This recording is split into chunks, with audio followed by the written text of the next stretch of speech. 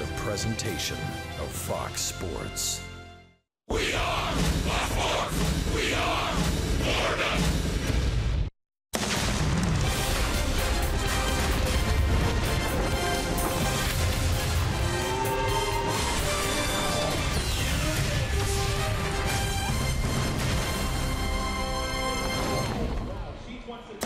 Confluence of the Three Rivers in beautiful Pittsburgh on a warm June afternoon. It is a perfect day for baseball here. PNC Park, Game 3, 4-game weekend series, and the Marlins, with some big offense, have taken the first two. So it's Pirates and it's Fish. Come on in from the Clemente Bridge into this gorgeous ballpark, and glad you're with us on this Saturday. Hi, everybody. Rich Waltz along with Todd Hollingsworth. Miami's hot right now. The Fish have won 3 straight on a really nice run. It's the offense that has lifted everything. Yeah, the complete offense. We're not just talking about Giancarlo Stanton going over the batter's eye in center field. We're talking about Tyler Moore and 2 home runs. We're talking JT Riddle and doubles the other way. We're talking about a complete lineup right now that is really just feeding off each other. We talk about it all the time in terms of pass it on to the next guy. This lineup right now is rolling it around. They're rolling it over. They are scoring tons of runs. Now, you mentioned a couple of names that usually aren't in the conversation when you talk Miami Marlins offense. They're having terrific series. So let's get into a little bit of Tyler Moore and JT Riddle. Yeah, it's so good to see Tyler right now. I think back to the Chicago series and the balls he was driving the other way. Maybe that leads us to last night's ball game. Gets a couple of fastballs on the inside part of the plate. Also got a slider for a big base hit. Great swings to left. 2 long home runs. So Moore is clicking right now at first base. Out at shortstop, the more you see JT Riddle, the more you have to like him. I'm telling you, it is turning into the complete package. It is so fun to watch this young man develop. Now, the bat has been the easiest part to talk about. Why? Because he's been hot. He's contributing every day. It seems like every time he comes up in the ball game, there's a chance he does something big that night. But for me, the defense is what it's all about. I don't think people really understand how significant that double play was last night. He could have gotten no outs. He gets the double play. That right there goes high to snag it. Quick toss to second base. 2 big double plays last night. I'll tell you, his confidence is rising, and I wouldn't dare try to stop it right now. So is the temperature here in Pittsburgh. Temperatures upper 80s, may hit 90. It's a good day for the hitters, but we've got 2 very good pitchers on the mound as well. All right, here we go. Jack Sparrow apparently coming to the game. Marlins and Pirates. Let's do this.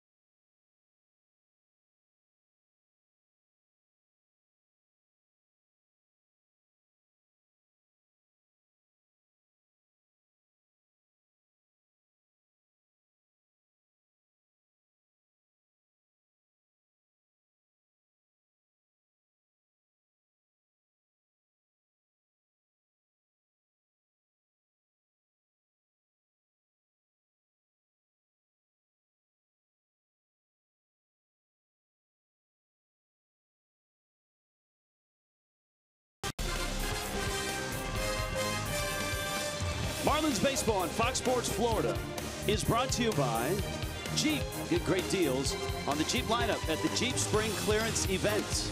By the Florida Department of Transportation. Drive sober or get pulled over.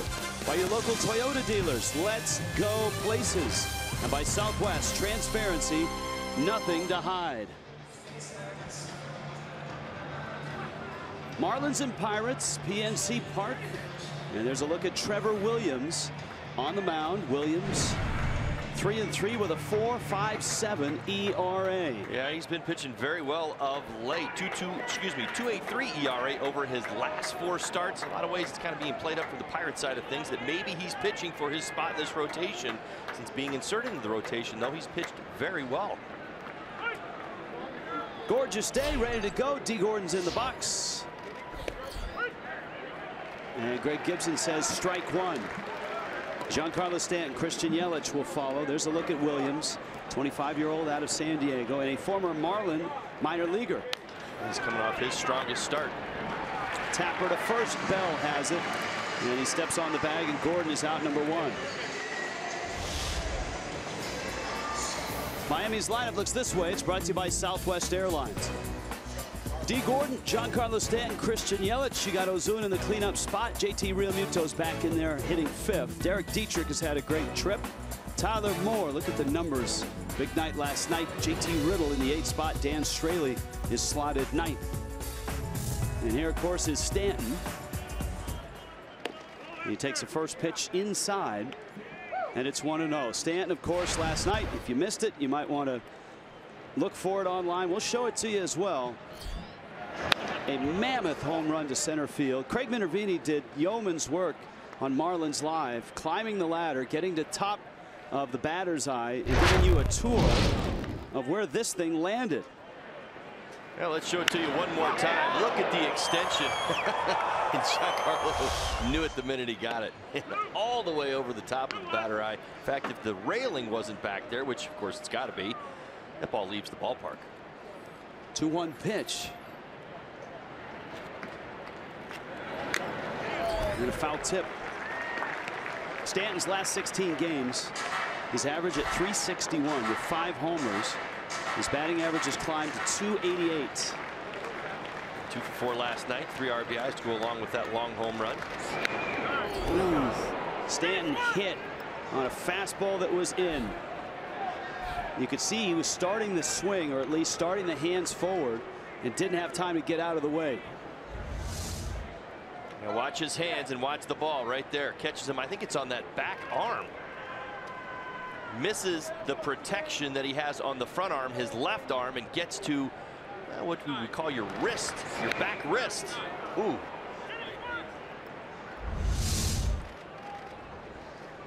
Stanton getting a look from Mike Kozak. And he's visibly upset. And it's the hand, it looks like.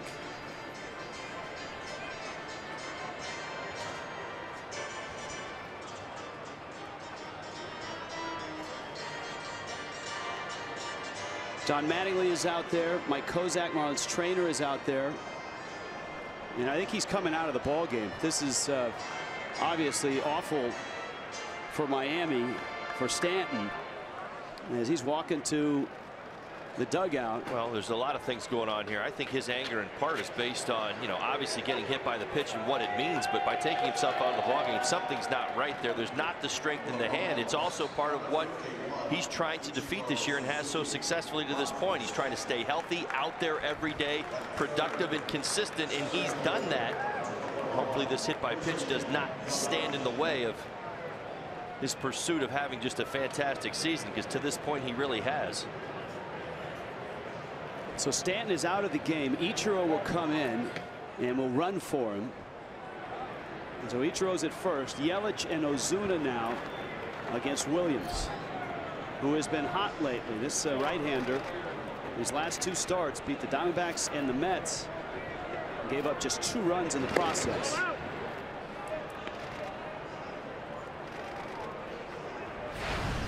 Yelich 4 hits in this series, and hit so well in this ballpark.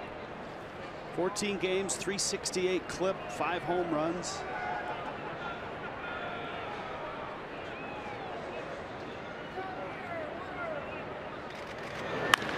Yelich smokes one into center field. That's a hit. Ichiro to second. He'll stop there. McCutchen has it. And Miami now, with Ozuna coming up, has first and second. Let's take a look at the Pirates defensively for today's ball game. Frazier back in left field, McCutchen in center, Polanco over and right. That's who you've seen all 3 games of the series so far. Freese, Mercer, Harrison, and Bell. Elias Diaz behind the plate. Williams on the mound.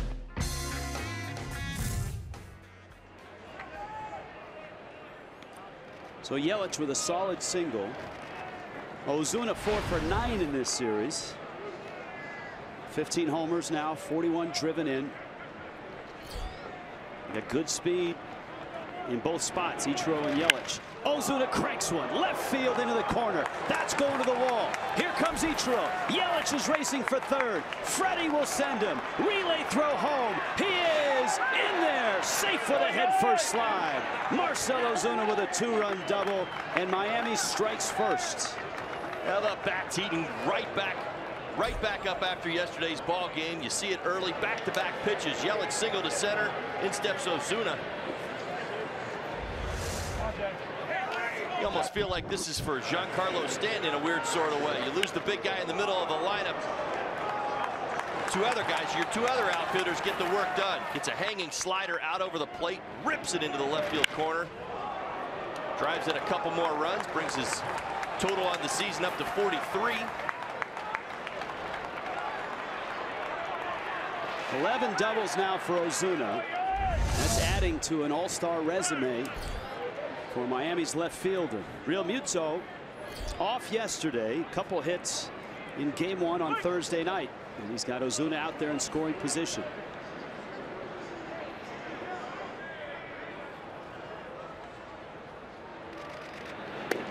And the pitch misses inside. Nice job by Christian Yelich right there as well on that slide at home. Finding that back corner, able to get in there. This is start number 7 for Williams. He's been in the bullpen for 6 appearances as well. He's been better in the rotation than in the bullpen. And he misses in again. He's missing in a lot. Stanton is the 4th hitter that he's hit this year. And for Williams, as I said in the open, trying to stake claim to a spot in this rotation. Got the opportunity going back to May 8th. Back on May 8th, took Jamison Tyon's spot in this rotation when he went on the disabled list. All right, let's do a little scouting here of Trevor Williams. Marlins farmhand, that's correct. 2nd-round pick back in 2013, was traded over to the Pirates late in October of 15. So he's been over here for a few seasons.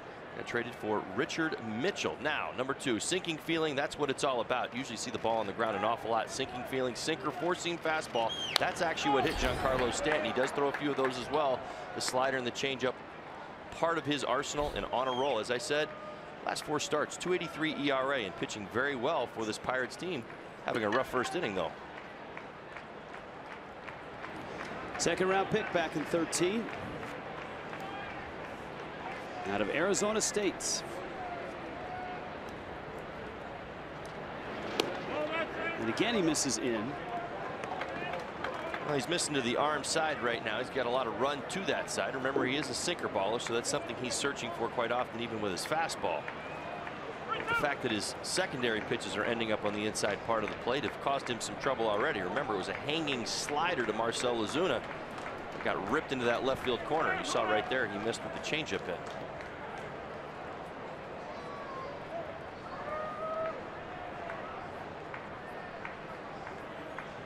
Ozuna still out at second. 3-2 coming to JT Real Muto.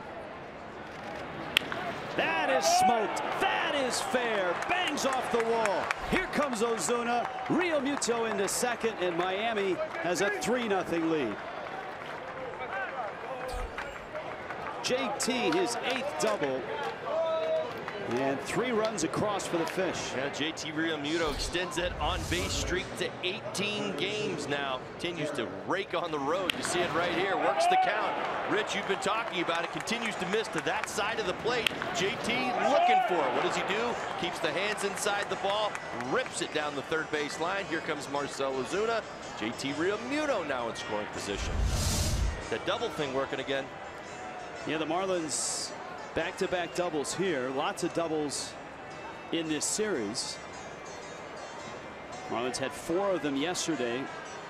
And of course had a couple, actually 3 home runs added on to that. 5 doubles on Thursday night. Don Mattingly, I'm sure a lot of things are going through his mind right now. First and foremost is the health of Giancarlo Stanton. Hit on the what looked like right wrist with a fastball. Yeah, right on the wrists and exposed. No padding there. That's soft muscle, typically on the underside of that wrist right there. That's not where you're strong. It's 96 miles an hour on that pitch. Four-seam fastball running up and in. And turned right into it. Dietrich now. Would you agree, in all honesty, probably the worst angle part of the wrist that you could get hit on is that underside right there, where you're just kind of vulnerable. You're not, you're not covered in muscle right there, and certainly Giancarlo is everywhere else. Realmuto runs. Dietrich swings, rolls it to Harrison, who flips to first. Good jump by JT. And Tyler Moore comes up with a runner at third and 2 outs. Batting 7th, first baseman, number 28, Tyler Moore. Here is Tyler Moore now.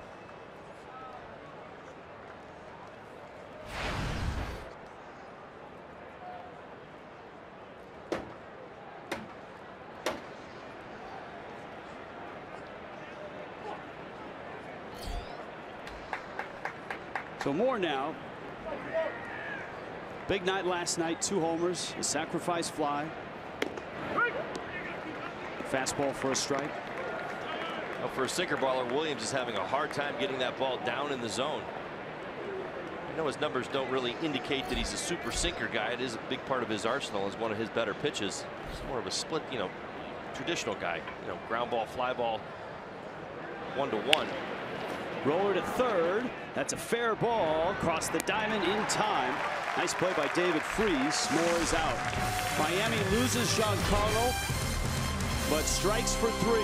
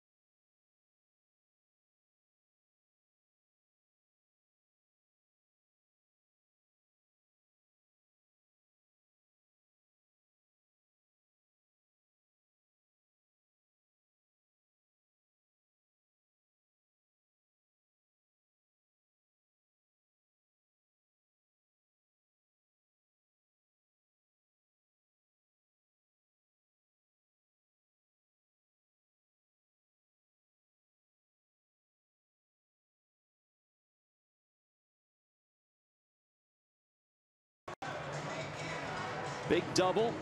Drives in 2. A 3-0 start. Now, here come the Pirates. It's brought to you by Southwest Airlines. Adam Frazier, Josh Harrison, Gregory Polanco, David Freese, Josh Bell.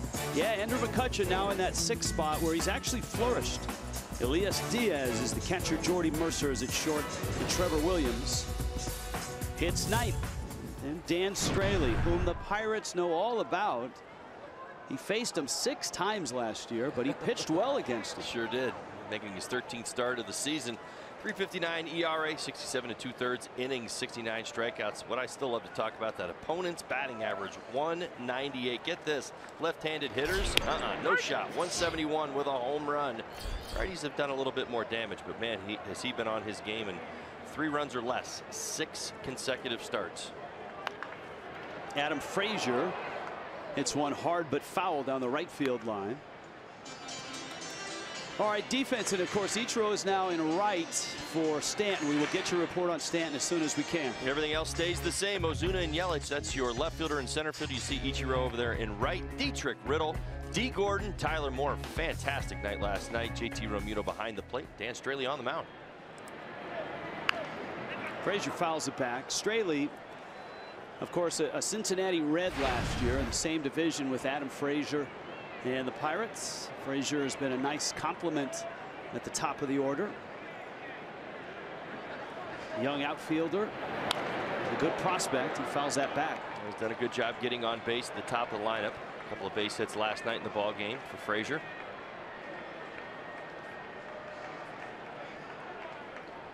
Straley's numbers 3-3, a 3.83 in 7 starts, 5 of them last year. So not a lot of secrets between the two. Straley knows the Pirates. They know him. And he's got good numbers up and down this lineup. That's really the one thing that stands out. We'll get to the next guy. The next guy in the lineup's has done some damage, but just about everybody else has had their struggles, including Andrew McCutchen, a 190 batting average against him. So you see how that sometimes those strategically happen that way. You end up starting against those teams a few times. There is Josh Harrison. Backdoor slider. That's a strike. And Frazier strikes out. We'll take a look on Fox track, see if it actually got to the corner. It did not. That's a break. Well, still good to see Dan Straley working the arsenal early in this ball game. Remember, his first inning against that Chicago Cubs lineup, he came out throwing a lot more fastballs, tried to establish it, and paid the price. Chris Bryant got him for a 2-run home run. Harrison swings and misses. This is the one guy in the lineup that has done some damage against Straley. A couple of home runs. Harrison's having a nice year. His on base is 375. He's slugging at 425. Really nice combination of pop and speed. 7 homers. Well, you ask most people around the Pirates, they'll say he's been the MVP of this team so far, hitting 407 in June right now. So most consistent, speed package, aggressiveness on the bases, good defender, and always plays with a smile on his face. Riddle has to hurry, and he just got it. The margin sometimes in the big leagues is so slim. On a ground ball to short, it pulled Riddle into the hole, and Harrison can really scoop. Well, does a nice job getting himself into position, square shoulders back across the diamond. Josh Harrison hustling all the way, as he always does. A strong throw over there to Moore. Good stretch. That is the margin. You hear the difference. People will talk about it. What's the difference between AAA and the big leagues? It's the margin. It shrinks. It gets smaller, about that much. It's harder to hit. It's harder to defend. Which is amazing when you're talking about Riddle, because that margin hasn't seemed to bother him at all. No, not at all. Certainly not defensively. When you have a plus arm like he does, he can do things that other shortstops can't. That he can lean on that arm and take a little bit more time to be sure of fielding the ball. Polanco swings, foul tip. Straley's out in front, 0-2. This is a guy the Pirates would love to get going. Slugging just 377. And is on base at 328. Yeah, 3 homers, 13 RBIs is not your typical 3-hitter in the National League. Some may not know slugging percentage. It essentially measures the damage that you do with the hits that you get. And the average slugging percentage in the National League is .417. The average on base is .322. So he's well behind that at 377. Has just 3 home runs this year. Straley misses down low. And that's how you get your OPS, your on base plus your slugging. That's been the complications for the Pirates offense. They've been swinging the bats pretty well of late, but they really miss a true 3-hole hitter. Andrew McCutchen was in there earlier this season, but is now flourishing in the 6-hole. Straley misses out. Last night it was a tag team match of a night on the mound for the Fish. A short start from Vance Worley. Just about everybody in that bullpen came over the top rope. McGowan, Bearclaw, Garcia, Ellington, and Whitgrave. Polanco, right field. Ichiro to his right is there and makes the catch. And a nice first inning for Dan Straley. 3-0 Miami.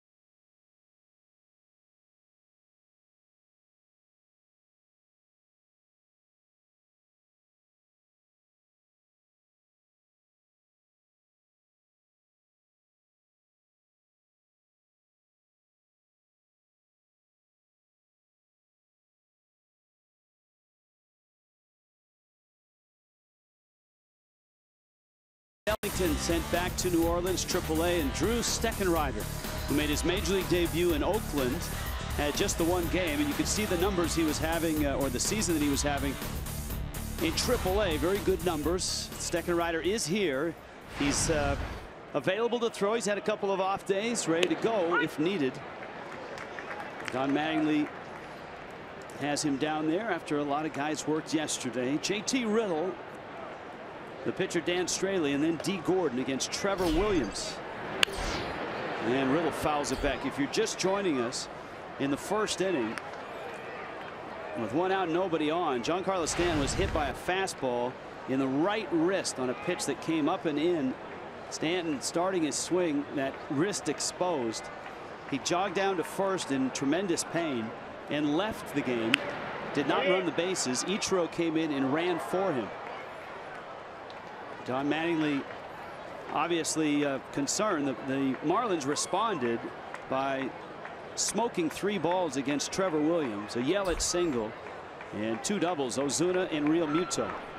And that gave them a 3-0 lead.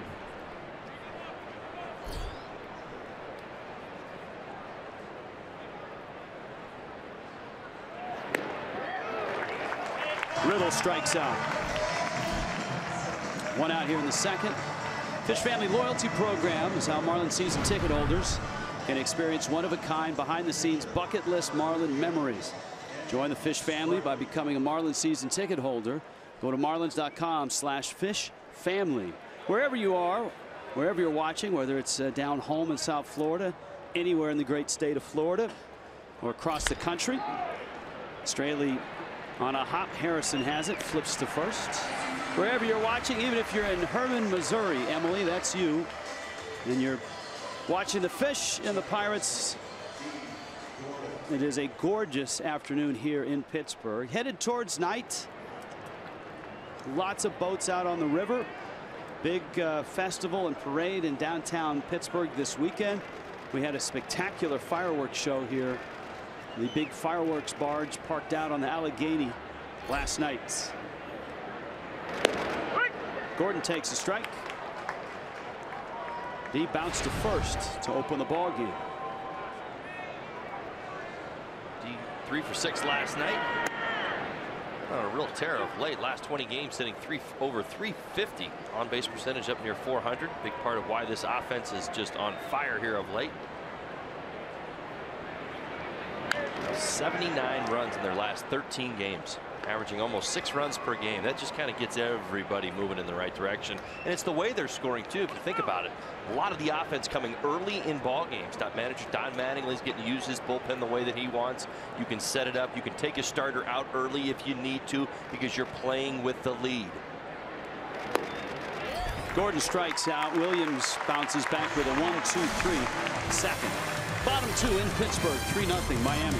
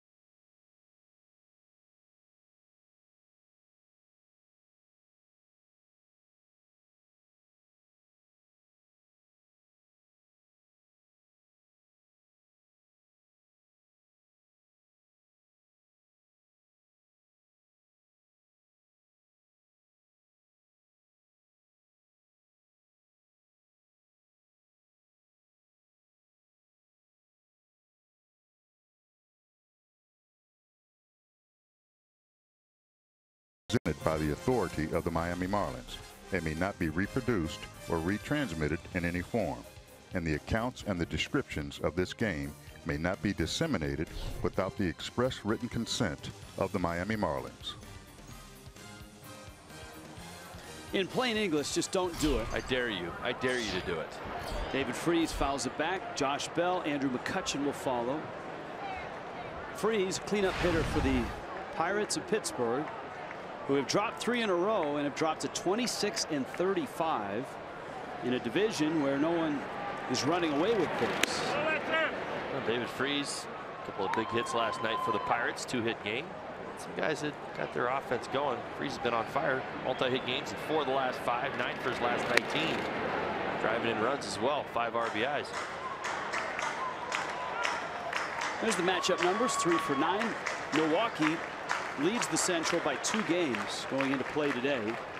Cubs 2 back, Reds 3 back. Then you got St. Louis 4.5 and Pittsburgh 6.5. So everybody's within striking distance if somebody is able to get hot. Of course, out west, you've got the Rockies, the Dodgers, and Arizona, all with at least 37 wins. Colorado's got 40. Dodgers, Arizona have 37. Freese pops it into the crowd. Really a cool afternoon in terms of walking over here across the Clemente Bridge.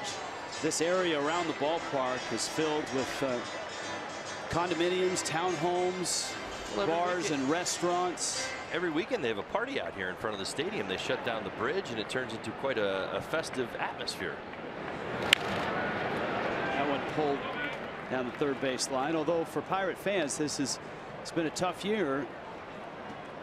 Jung Ho Kang, their Korean infielder who has good power, is still in Korea.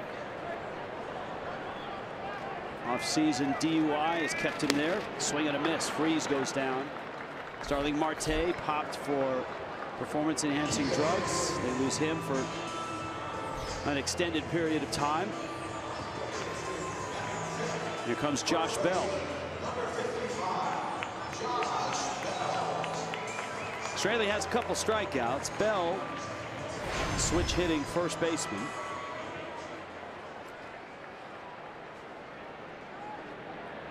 .11 home runs, and this is one of the younger players that the Pirates are banking on will develop as he gets older. He's only 24.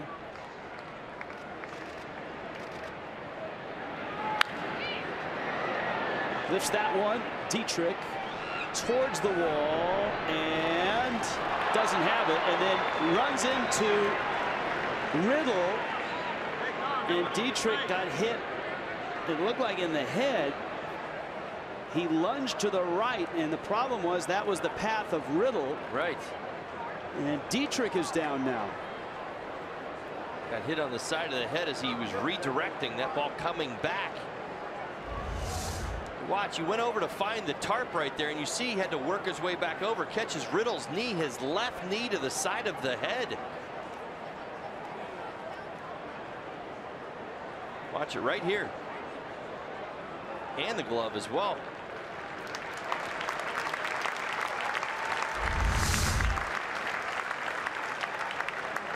Dietrich is up and headed back towards the infield. Miami has already lost Stanton to a high inside fastball. And now Dietrich getting dusted off by Gordon. There's the Dietrich family. It's great stuff on Dietrich these last two ball games. His post-game interview. Sun Sentinel had a really nice piece about him coming here with his grandfather, Steve Demeter, for a workout for the Pirates in this ballpark. He remembers driving up that day, getting out. Mom watching the replay on the scoreboard, but Dietrich looks like he's okay. It's a great story of his dad throwing batting practice, his grandfather coaching him at the plate, and mom shagging balls. Center field, well hit. Yelich back at the track, up off the wall. Down goes Yelich. Ball bounces off. Bell racing around second, on his way to third, and he's got a triple.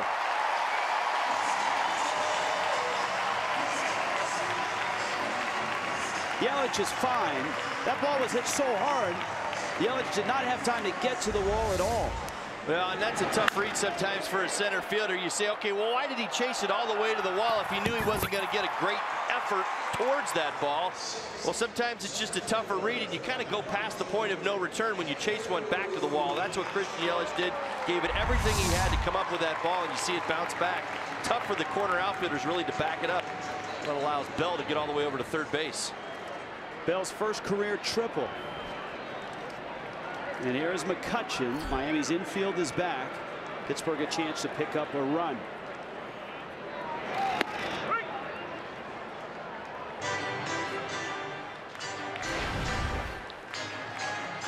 As we mentioned earlier, you see the numbers, 2 for 6 in the series. That batting average steadily climbing. He's been very good in the 6-hole. Does not have particularly good numbers against Dan Straley, though. He hits that one well, left field and deep. Ozuna back. Off the wall it goes. McCutchen will have 2.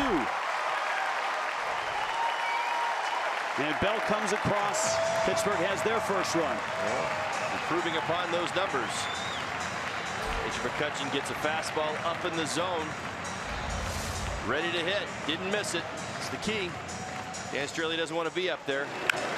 He's got to be above the strike zone or below it at the knees, and certainly right there at 93 miles an hour. Andrew McCutchen jumped all over it.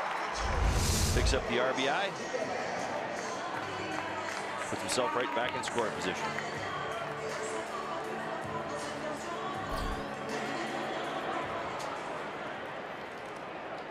So Elias Diaz now, Pirate catcher. We've got McCutchen out at second base. And he's been very good for the Pirates. He's only been behind the plate for 6 ball games. Good offensive numbers, 364, 3 doubles and a homer, along with 8 RBIs in those 6 games.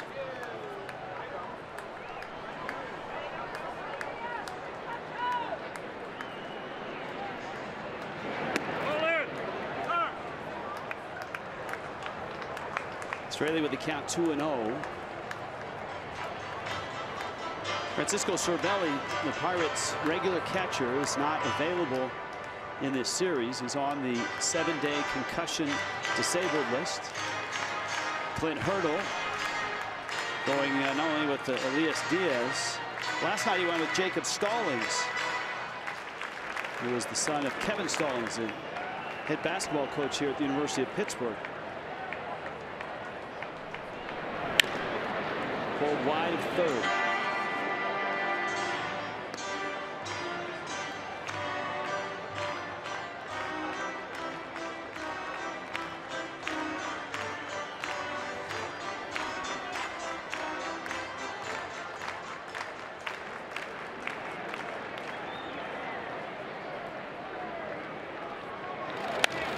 Off the end of the bat, Moore goes a long way. No one at first yet. Straley gets there. Safe at first is Diaz. Tyler Moore started to his right, stopped, then continued. That meant Straley had to get there. And here's a look. Yeah, well, you see the overshifting going on right there. Tyler Moore decides to make the break. So as soon as he makes the break, Dan Straley has one responsibility, which is to get over to first base. He does that, but it's slowly hit, so it puts D. Gordon in a position where he's got to accelerate and really can't, because he's got to get the ball across. You see him right there, even had to wait a step. He is able to beat that out. Pirates pick up their third hit. And they move McCutchen 90 feet to third. That's one of the tweeners with that shift. When you bring the first baseman that far off, if he has to take one move to his right, it's really hard for him to get back. Jordy Mercer steps in 2-for-5 last night, a couple of RBIs. Doing damage from the bottom spot, that 8th spot in the lineup. 3 consecutive hits now for the Pirates. Infield looks for 2. Riddle and Gordon. Dietrich is backed up at third. Mercer fouls it back. Dan Straley would ideally love to get a ground ball double play right here, but because it's Jordy Mercer, because it's the 8-hole hitter, it doesn't have to be perfect. Again, he wants that bad contact. Dan Straley's so good at getting that. If he gets a pop-up on the infield, it'll serve its purpose. If he can keep McCutchen from scoring, still get an out, it'll serve its purpose as well. Remember, Williams is up next, the pitcher.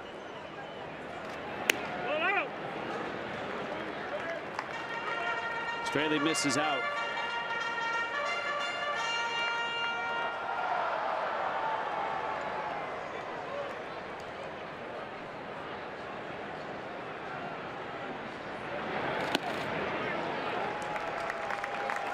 Count now 3-1. Inning opened with David Freese striking out. Bell tripled off the wall in center. McCutchen doubled to left center. Diaz at first. Mercer, soft fly ball right field. Ichiro, good arm. Runner tags at third. McCutchen holds, and Ichiro throws a bullet. 43 years old. He still got it. And everybody knows it, too. That's why McCutchen didn't come.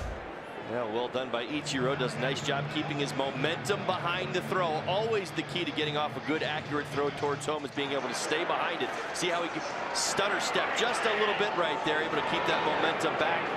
Good strong throw to JT and keep this thing in order, just like we talked about. That was a 3-1 pitch right there. Good job by Dan Straley. Did not abandon his slider. It's been scattering it a little bit here in the early going, but went right back to that pitch and got weak contact to a tough hitter. Jordy Mercer's been swinging the bat pretty well of late. Trevor Williams now at the corners, and obviously for JT Realmuto, any slider in the dirt, he's going to have to smother it with McCutchen 90 feet away.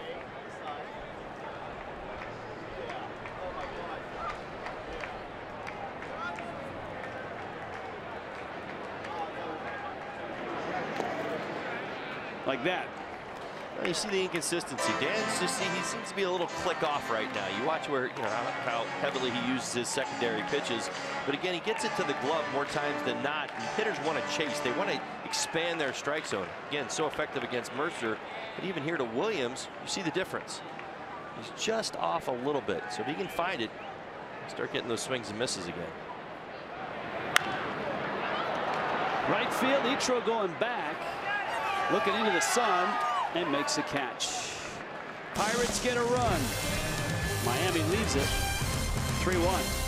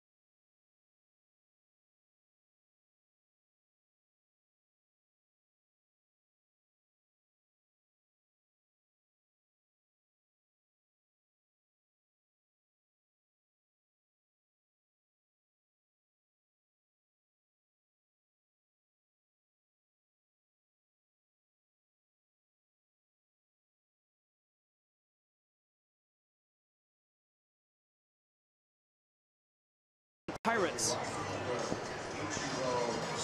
PNC Park is gorgeous. We have a great view up here in the press box. Here's a look at what's happened so far injury-wise. That was the fastball that caught Stanton on the right wrist.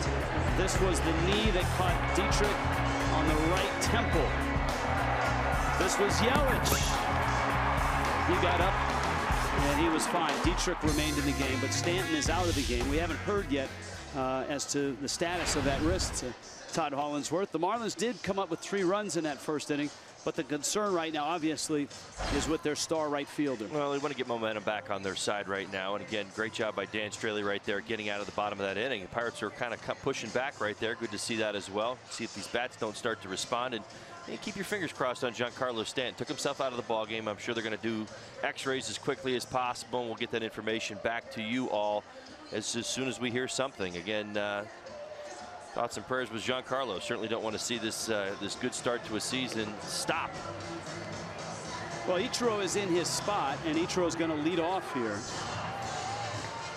You have to like the way the Marlins responded too after Stanton got hit. They smoked 3 balls against Trevor Williams and scored 3 runs.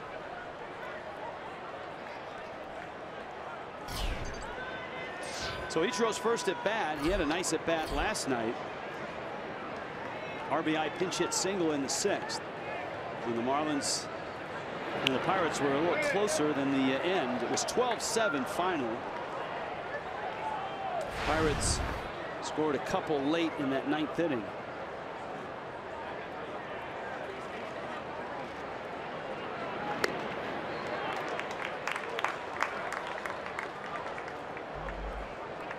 Oh, 2.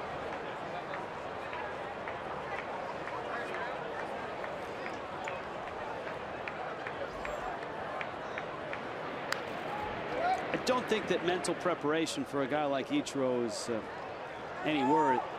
He knew he wasn't in the lineup today. There was early batting practice and it was optional, and Ichiro was one of the hitters. So the fact that the game started, he wasn't in there, and all of a sudden he's in there. Here's the 0-2. Slow roller out to short, barehanded by Mercer, and Ichiro's got a hit, and the ball rolls into center. Ichiro scampers back to first. Rich, Ichiro's on his game. Yes, that's vintage Ichiro. That's back in the day in the when he first arrived, and any ground ball to anybody was a possible hit. That's right. Well, you see Mercer back on the grass right there, and this one is slow roller. Decides to go to the bare hand, which basically puts you in a position of do or die. You got to make the play, come up with it clean, get a great throw off. Ichiro scooting down the line.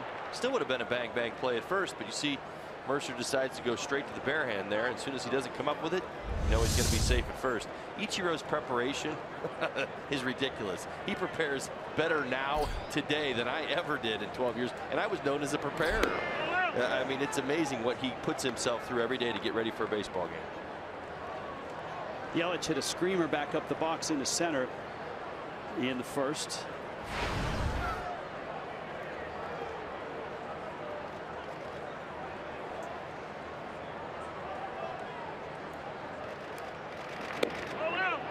Williams with a changeup that misses out to Yelich.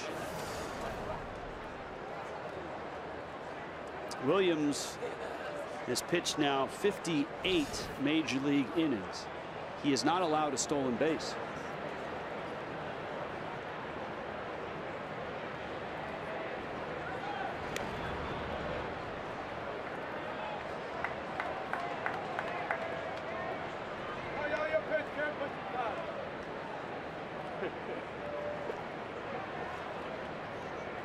.81% in his career. 508.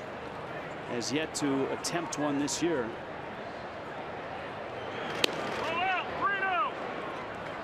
Greg Gibson given a good accounting of the pitches behind home plate. I knew he got your attention on that pitch right there. I like umpires who are vocal. That's right, but we're way up here. I know. Well, we've got fine state-of-the-art microphones behind home plate too. Oh, is that what that is?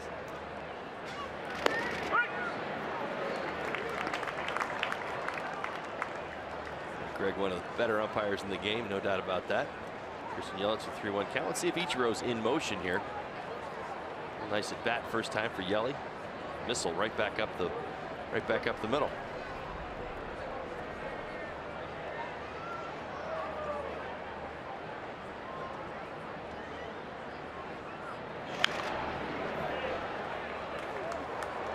Well, now at 3-2, the odds of Ichiro running increase. Though you do have Ozuna on deck, and then Real Muto. Williams has struck out 2, and they both came last inning. Riddle and Gordon.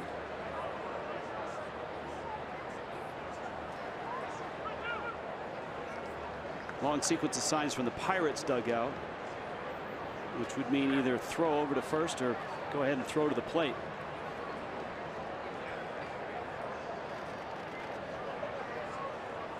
Ichiro runs, and Yelich pulls it foul. Pretty good jump. Well, with Williams being a sinker baller, seems to certainly make sense. You can be a little bit more aggressive on the bases. You certainly would want to be that against Williams. Stay out of a double play. Yelich swinging the bat pretty well.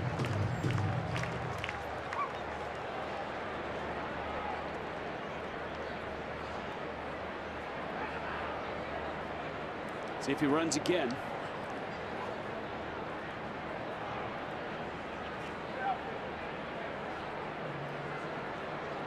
Ichiro running.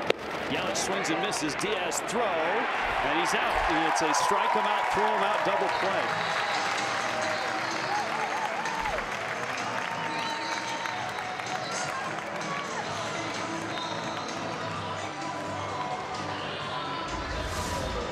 That's the gamble.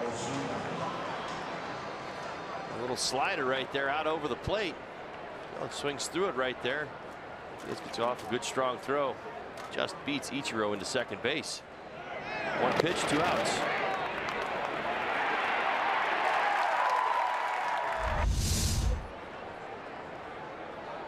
So Elias Diaz throws out Ichiro. Ozuna cracked a 2-run double down the left field line.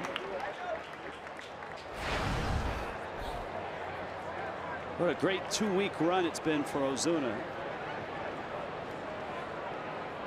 14 games coming in, average over 400. And he added to it with double number 11 in the first.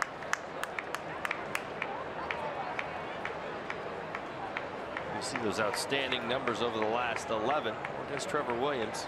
Talked about picking on that slider that first pitch. That's the one you want. If you're thinking about doing big time damage. He's given up 5 home runs this year. 4 of them come against the slider, not the fastball. And throws that slider about 17% of the time, so that certainly tells you he will at times hang it out over the plate. Fastball's been a good pitch for him, though. Uses it about 71% of the time. Ozuna rolls it up the middle. That's where Harrison is playing. And he throws him out. Promising start. Marlins empty here in the third. It's 3-1 Fish.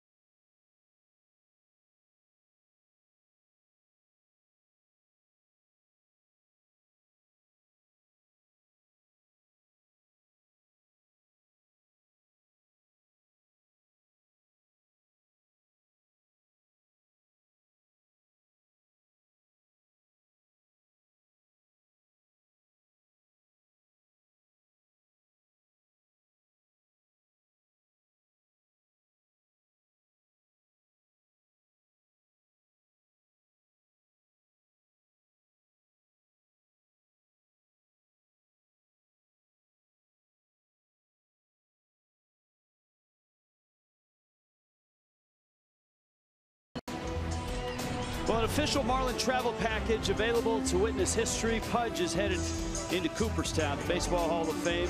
It's a once-in-a-lifetime opportunity. If you're interested in going up to Cooperstown for that, go to marlins.com/HOF. Marlins.com/HOF. It certainly was a short stay in South Florida, but a rather impactful one. Right on top. Pudge Rodriguez. That's the way to do it, right? That's right. It's a teammate of yours in 2003. Little line drive into left field, and that's going to fall for a hit. And Adam Frazier is aboard for the first time today.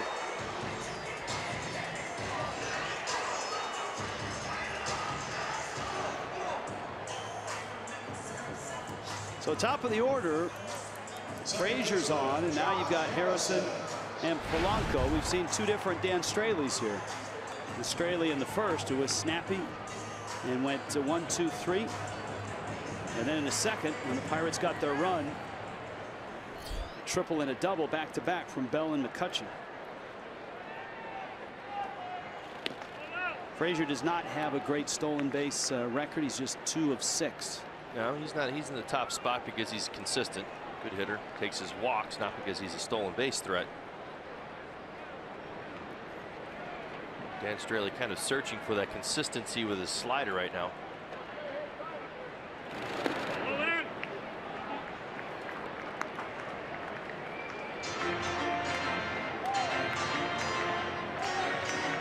Harrison pretty darn consistent, although his home runs have come without anybody on base. Like I said, he's one of the guys in the Pirates lineup that's been firing and has been playing well. That's a roller. Realmuto. That is a heck of a play to get a speedy runner.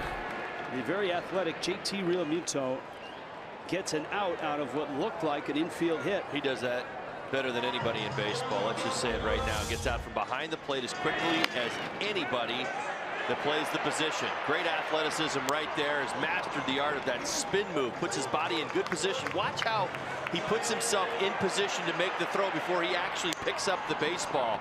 It buys him an extra step. And guess how much he beat Josh Harrison by? A step.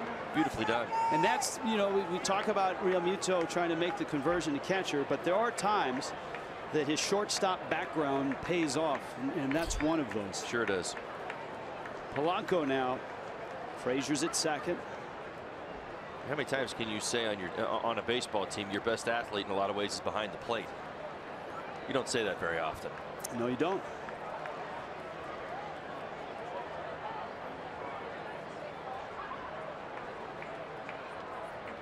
Runner at second. The signs changed up.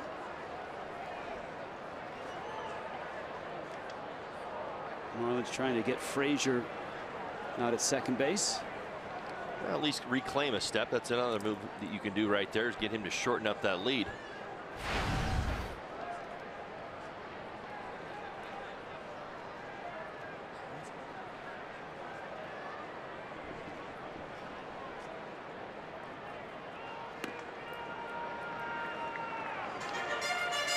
Pitch misses outside, and it's 2-0. All right, we've got an update on Giancarlo Stanton. The X-rays have come back negative. Very good report right there. Negative on the X-rays means there's no break in there.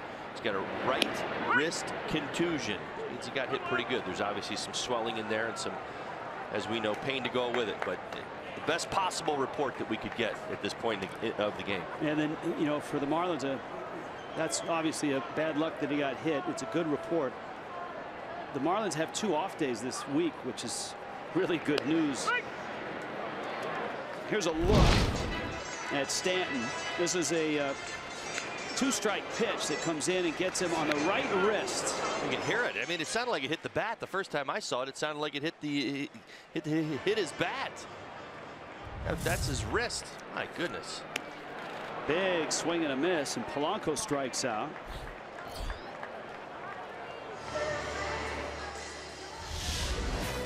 Tomorrow, this series concludes. Ivan Nova,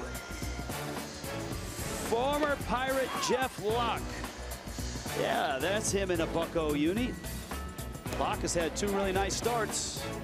And he'll try to follow it up. It'll be an interesting dynamic. Certainly, he spent his entire career, minor leagues and professional, Straley with a fastball that comes in and hits Freeze. No warnings yet from the home plate umpire. And it's going to put Freeze down at first base and bring up Bell.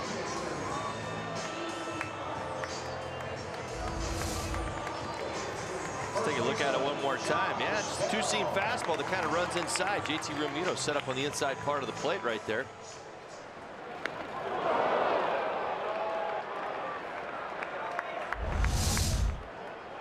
So Freeze is hit. Frazier's at second. Here's Bell. His triple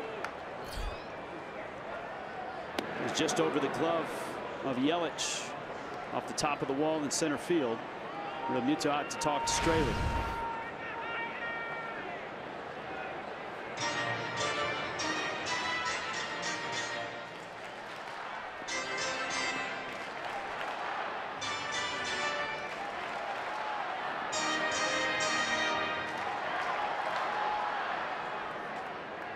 It was the first career triple for young Josh Bell. He had 45 games in the big leagues last year.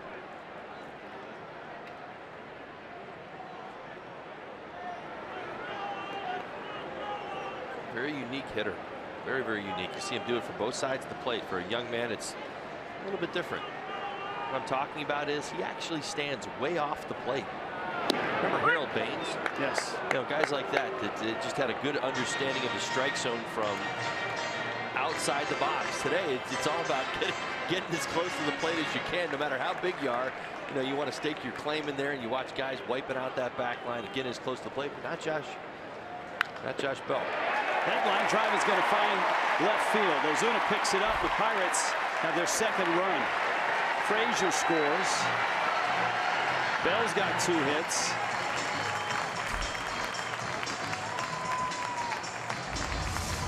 And here comes McCutchen. And he really showed his approach. He's gone after an awful lot of fastballs up in the zone.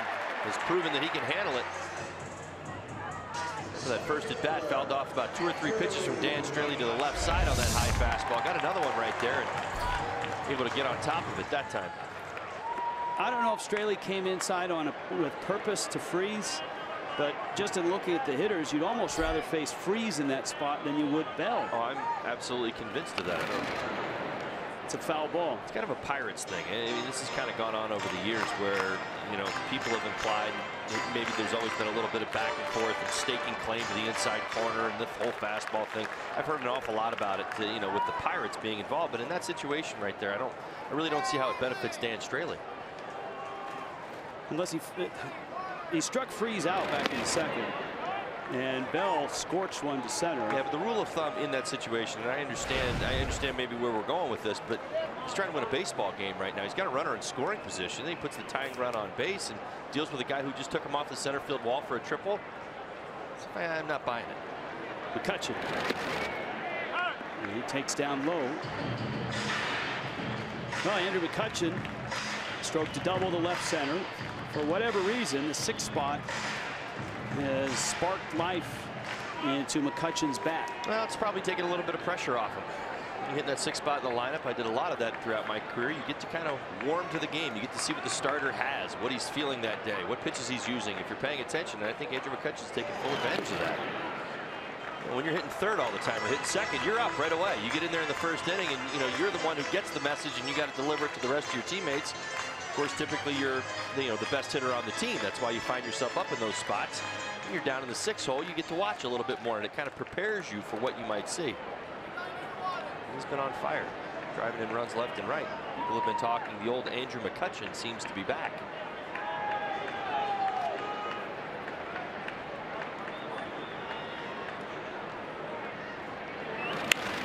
McCutchen, left field corner, that's fair. And it rattles in the corner. Ozuna picks it up. Freeze will score. Bell's being sent. Riddle's throw to the plate. Realmuto's waiting, and he's out. Nice relay from JT Riddle. Realmuto with the tag, but the Pirates get a run, and Pittsburgh has come all the way back. After a 3-0 start, the Pirates have tied it at 3.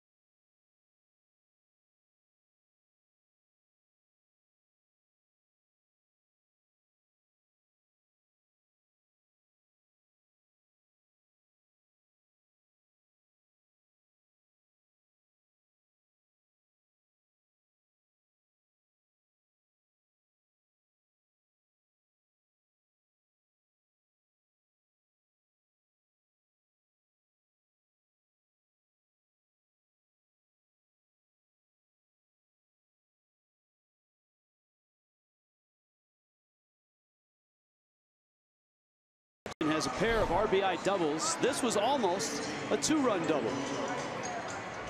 Now, third base coach Joey Cora certainly wanted it. See him give up on Josh Bell right there. Just a little bit right there. Felt like the right thing at the right time. He said him the whole time, and then he's like, oh, no, he's dead. Great throw by everybody involved. Marcell Ozuna did a fantastic job getting that ball in. JT Riddle once again showed off that strong arm of his. JT Realmuto, nice job catching, securing, and tagging. Not always easy to do. So a new ball game here, 3-3. Realmuto, Dietrich, and Moore against Trevor Williams. Miami got 3 right in the first, and the Pirates with 1 in the second, 2 in the third.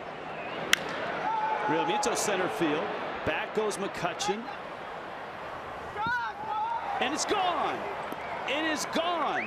McCutchen turned like he was going to catch the ball. And that one leaves center field. And Realmuto gives Miami a 4-3 lead. Well, that's been the Marlins. They've been responding constantly. JT Realmuto back at it, doing it on the road as he always does. And don't pay attention to Andrew McCutchen. That's because this ball is flat out crushed. I did too.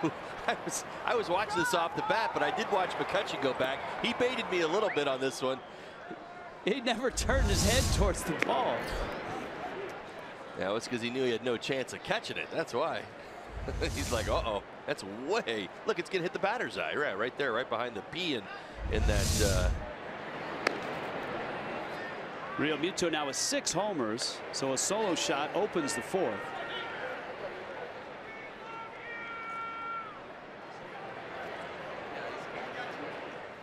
Derek Dietrich, and he fouls one back. Yes, Pirates. That's the P.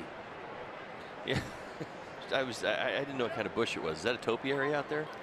A what? Yeah, is that a topiary? I don't know what you call that. It's an ornamental. It's topiary. Yes, thank you. Very good. I was right. All right. Well, I'm not. Well, you're looking at me like, what are you talking about? I'm like, well, it's the P, and I was going to describe the plant, but I wasn't sure. Sometimes I do that. I wander down that path. Well, whoever did it was Edward Scissorhand-like, right? I mean, beautiful. Well done.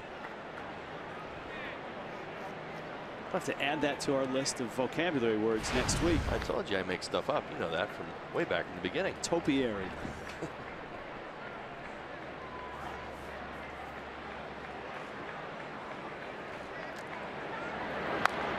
Dietrich pops it fouling out of play. The production truck is eager to bring us examples of great topiaries. They're giving us the Disneyland Railroad and the variety of little bushes that are cut out in Disney figures, characters and such. Well, if anybody knows Disney World, it's my family, so it's popular vacation spot. My crew. Dietrich pulls it. Nice skate save there by Perry Hill.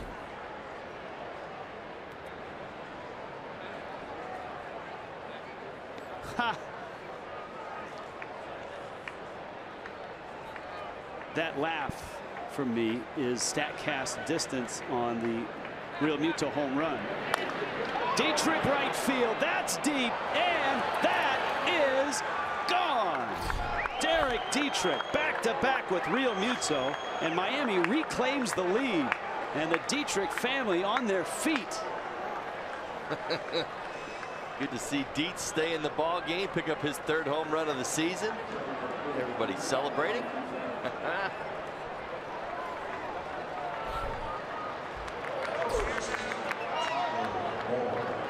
Boy, from agony to ecstasy, right?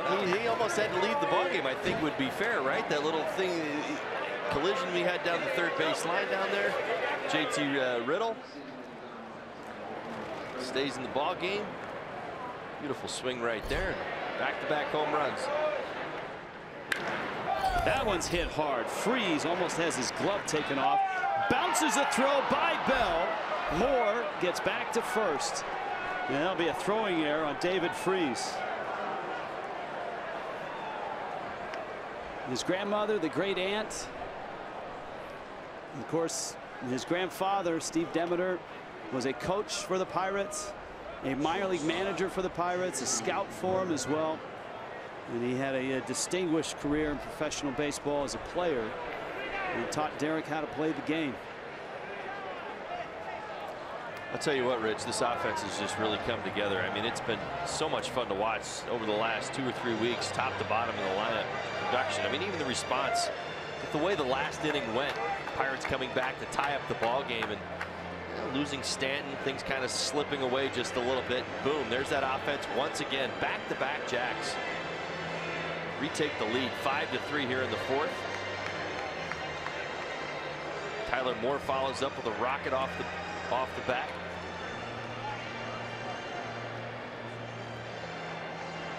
Ray Searage is on the mound right now, and Dietrich just having not only a great series here in Pittsburgh, but remember the bat came to life in Chicago as well. Pirates bullpen is active. That is Edgar Santana, who was just called up today. The Pirates optioned Tyler Glasnow back to AAA, and Dovidas Neverauskas also sent back down. That'll work for both of them over the last couple days here in Pittsburgh. So on an E5, Moore now occupies first.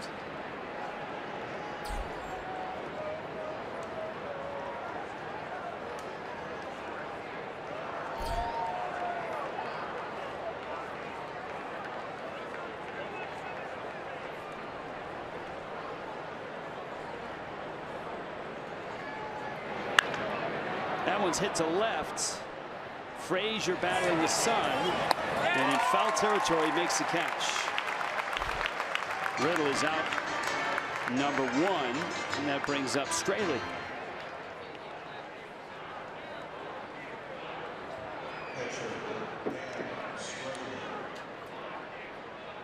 Straley bounced to second, back in the second. He hit it well. It's offensive game starting to come around. He's been really working at it this year. Certainly can handle the bat. Does not mind dropping down a bunt, but that swing is starting to really produce even better results.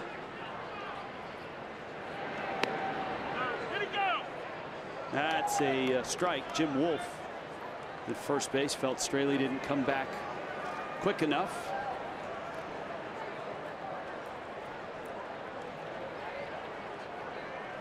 Counts 0-1. Gordon on deck. More away from first.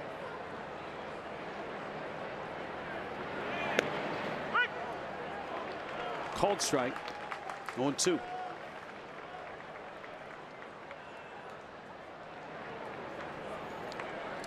The back-to-back, the third time the Marlins have done it this year.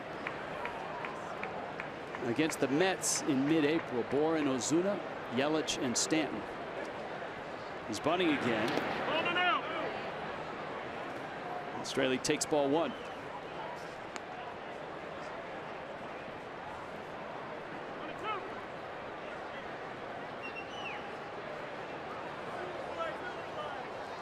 Now this is a little more mano-a-mano between Williams and Straley. Pirates not crashing hard. Remember in that Cubs series, much more active on the corners. Williams more or less looking for the strikeout. Dan looking to get it down. He gets it down. It stays fair, and Diaz throws him out. Nicely done. And with 2 outs, Gordon has a chance to add to the leads. This 4-gamer finishes tomorrow. We'll talk to David Phelps before the ball game, and when it starts, Jeff Locke, Ivan Nova will be pitching. Jessica Blaylock, Preston Wilson have Marlins Live, presented by South Florida Honda Dealers. Wow. Very good likelihood that David Phelps pitches in this ball game. He didn't pitch last night, but a lot of other guys did. Marlins bullpen still in very good shape this afternoon. Expecting good work from Straley so far. So we want to settle down here in the middle innings.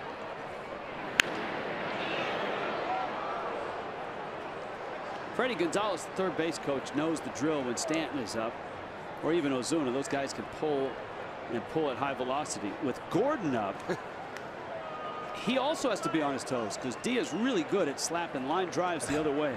Yes, he is. And with D, it's that action that continues to kind of hunt Freddie over there. And he'll stay inside real strong with that bottom hand and pull the knob through, and he'll throw a line drive over there that's has a little tail on it.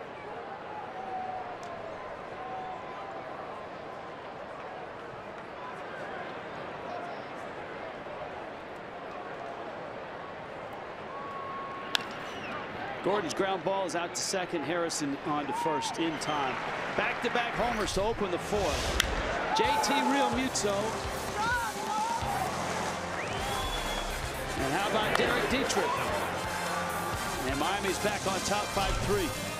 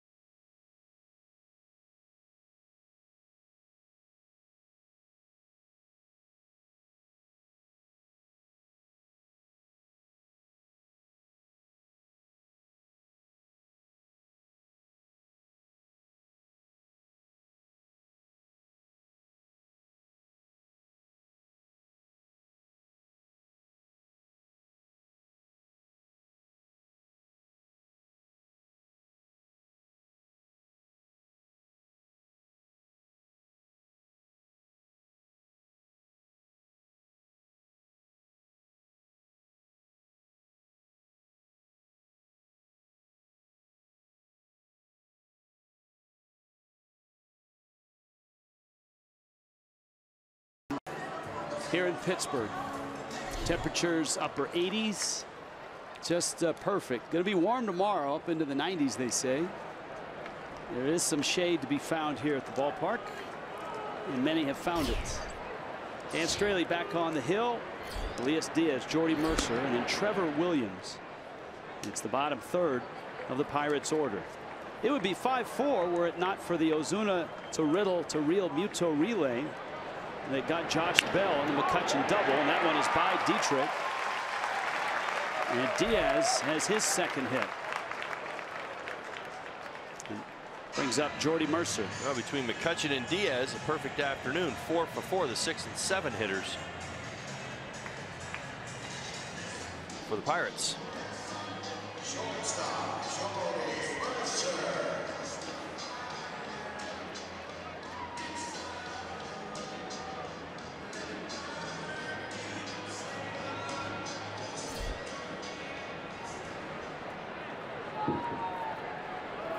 Mercer a fly ball out in the second.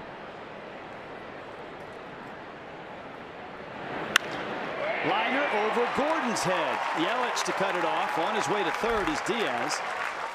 And this looks like a high-scoring affair. And we're only in the bottom of the fourth.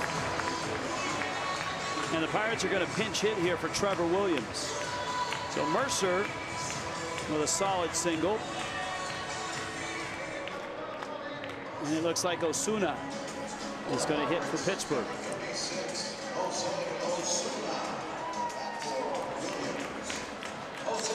Well, for Dan Straley, he's going to have to find a way to get the ball down. Look at all the work by the bottom half of this Pirates lineup. Bell, McCutchen, Diaz, Mercer. Goodness gracious. 2 for 2, 2 for 2, 2 for 2. For Dan Straley, consistently up in the zone, he's going to have to find a way get that ball down. Jose Osuna pitch hit yesterday, 1 for 2, had a double yesterday's ball game. Straley gets a strike on the outside part. There are start times scattered all across the day in Major League Baseball, including a scheduled doubleheader down in St. Pete's with Tampa Bay. And that's Oakland and Tampa Bay. And of course, the Athletics and the Marlins play on Tuesday night at Marlins Park. Pop up, and that's going to find the seats. We have some finals already in the book as well. Yeah, the Nationals lost to the Rangers. The Mets beat the Braves, but guess who's back? Yoenis Cespedes. Guess what he did? Hit a grand slam. Is anybody surprised? 6-1 Mets over the Braves. All right, Straley here with Pirates at the corners. Ozuna pinch hitting. You got the top of the order on deck. Marlins handed Straley a 3-0 lead. Pirates caught him. Back-to-back homers by Real Muto and Dietrich have made it 5-3. But Pittsburgh threatening here in the 4th.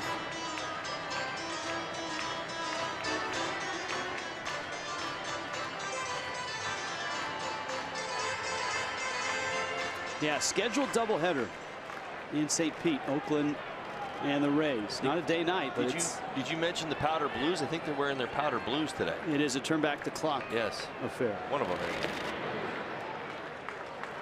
I wonder how fans feel about those powder blues. I wonder how fans feel about the doubleheader. That's a better question.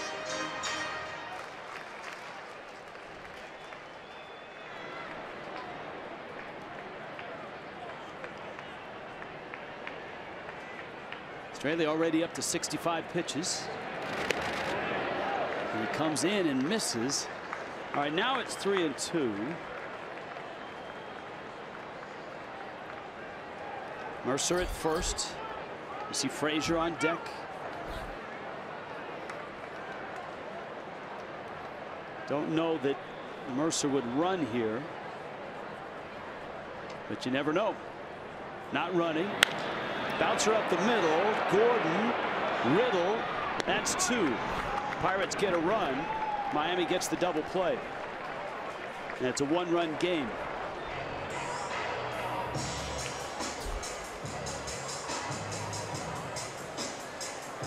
Nice job by Dan Straley getting the ground ball. Mercer not in motion. Trade the run for a couple outs. FoxSportsSupports.com, the place to go if you'd like to support Positive Coaching Alliance. Fox Sports Supports teams up with Positive Coaching Alliance to help build high school athletes, give them a positive character building sports experience.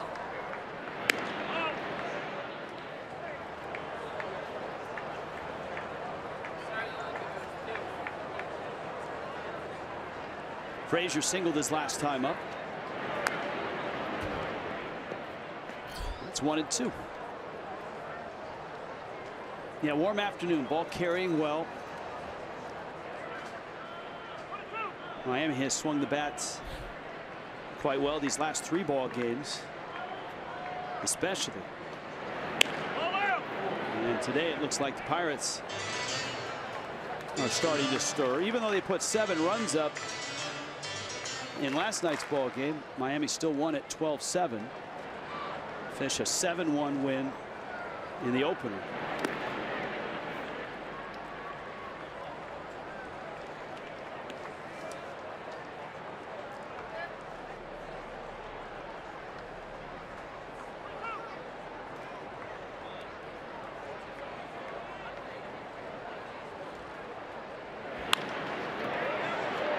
Backhanded by Gordon and then bobbled it. That's going to be a base hit.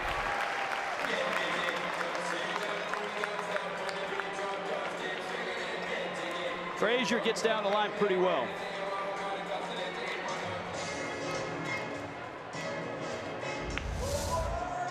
And D. Gordon goes to the backhand right there. Kind of snow cones. You see kind of ball bounce a little bit in his glove. Goes to get it out of his glove and drops it. Didn't have an issue fielding it. Just had an issue taking it out. Gonna throw an error on D right there. Wow. That's a tough error with a speedy runner from the left side of the plate.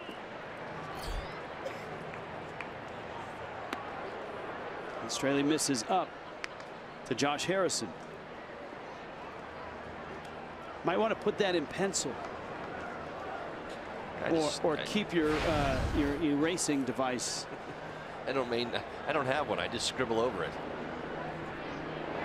It's all right. No swing.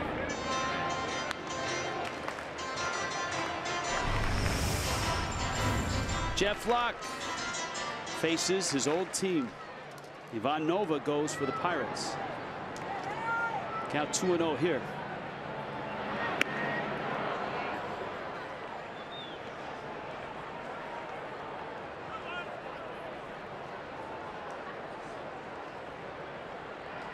Two and one. Harrison's bounced out twice. The organist apparently getting a little ambitious up there. And Straley was about to deliver the pitch. He's attempting to rally the fans. This isn't the NBA where they play music in the middle of the play. That one fouled back and out of play.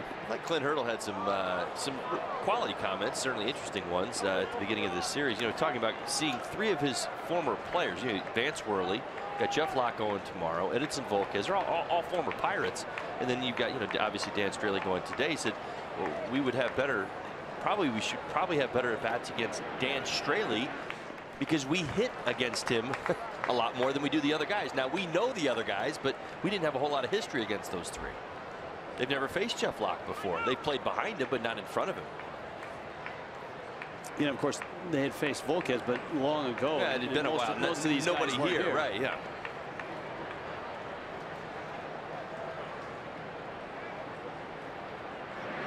Runner on the way, and the pitch is out. Well, Miami had to tap dance around a short start yesterday by Vance Worley. He couldn't get out of the fourth. So the bullpen's been worked pretty good. Kyle Bearclaw threw 2 innings yesterday. Dustin McGowan an inning in the third. So there's a few question marks down in that pen. Now Drew Steckenrider is here, as the Marlins sent Brian Ellington down to AAA, but still, it looks like that bullpen is starting to stir. Well, I think both bullpens are in the same condition right now, just the way that the series has gone. Yes, the Marlins have taken the first 2 ball games, but it's been a very offensive series so far, so it's put some stress on these bullpens. And I think watching the first few innings, we were thinking the same thing. This is going to be maybe decided by the bullpens, whose bullpen can shut things down, if you will. Both offenses really roaring today here through 4. 9 runs have already been scored.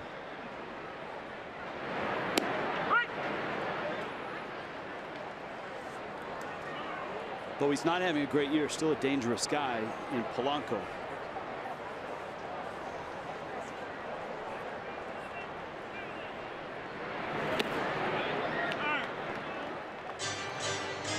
Ball and strike.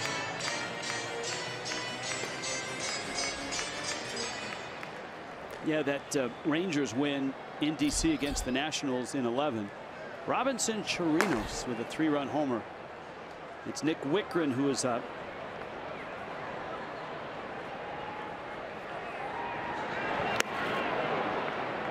Nice slider right there by Dan Straley.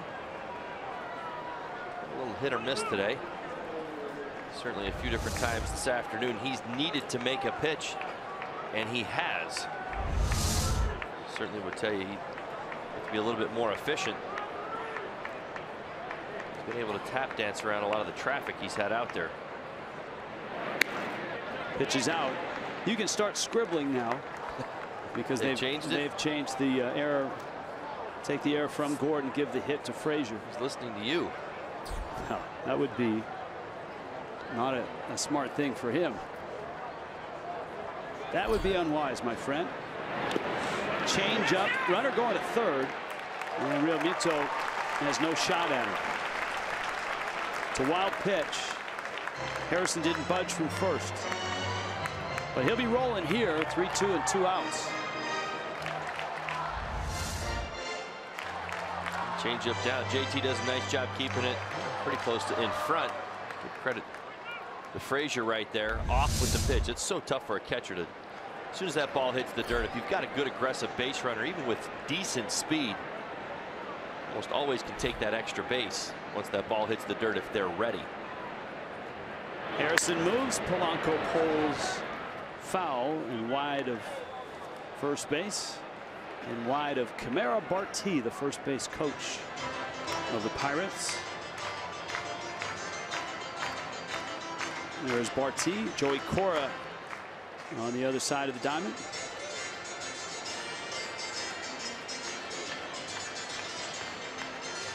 Now Joey.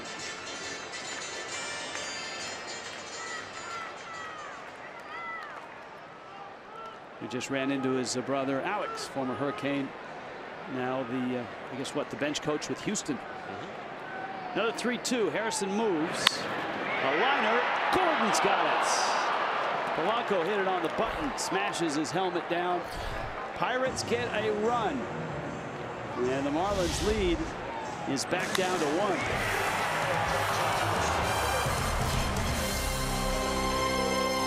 This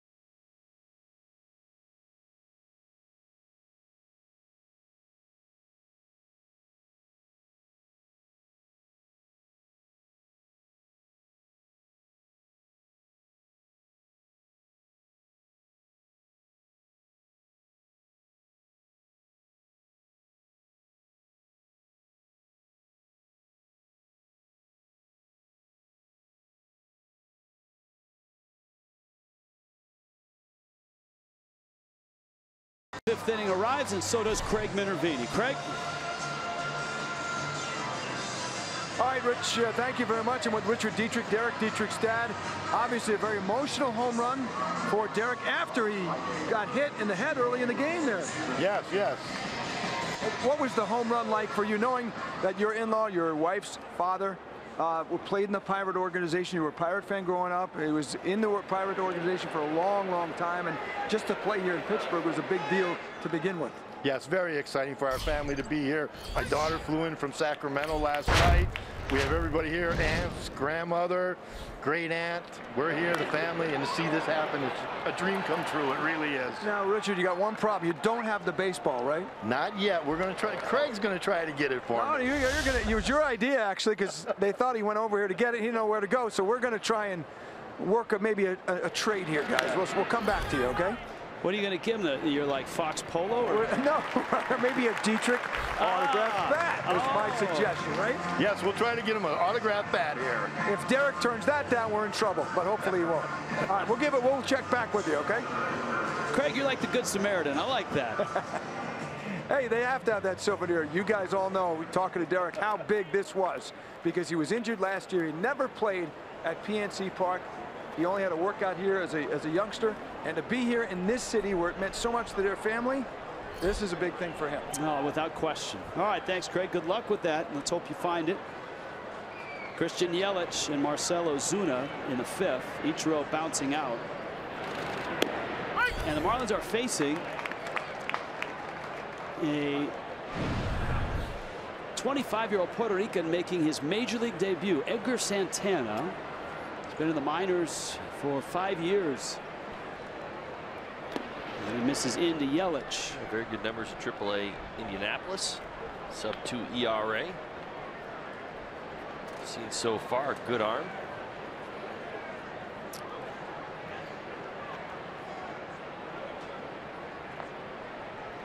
Puerto Plateau, Dominican Republic.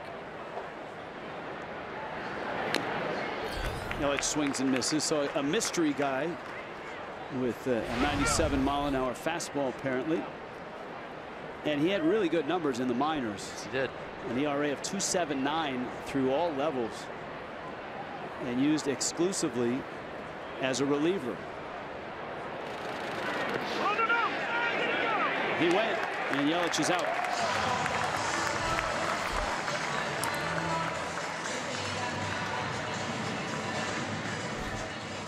Geico presents this moment in Major League history. Fay Vincent on this day announced that Florida and Denver will be baseball's newest franchises in 1993. It was this date in 1991.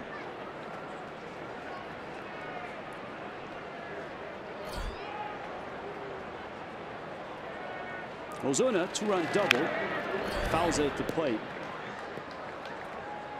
Speaking of that other franchise in the story, the Colorado Rockies beat the Cubs yesterday, and they clobbered the Cubs today, 9-1. 41 wins now for Colorado. Charlie Blackmon his 15th, Mark Reynolds his 17th. Ozuna again, same corner, same spot. Same results. Same pitch. How about it? Hanging slider right there. Marcell Ozuna on his game once again. Talked about it in the pregame show today.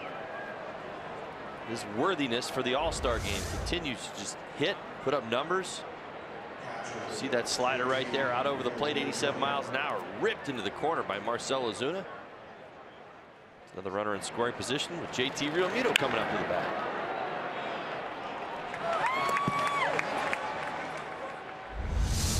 So Ozuna adds a couple doubles. He's got a dozen now to go with his 15 homers. Here's Realmuto, blasted one off the base of the batter's eye.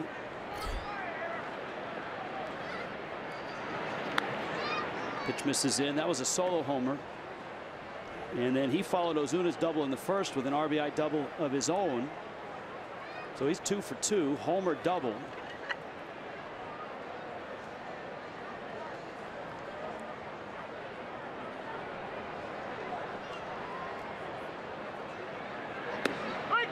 You almost get a feeling that 5 or 6 runs for either team isn't going to get it done today.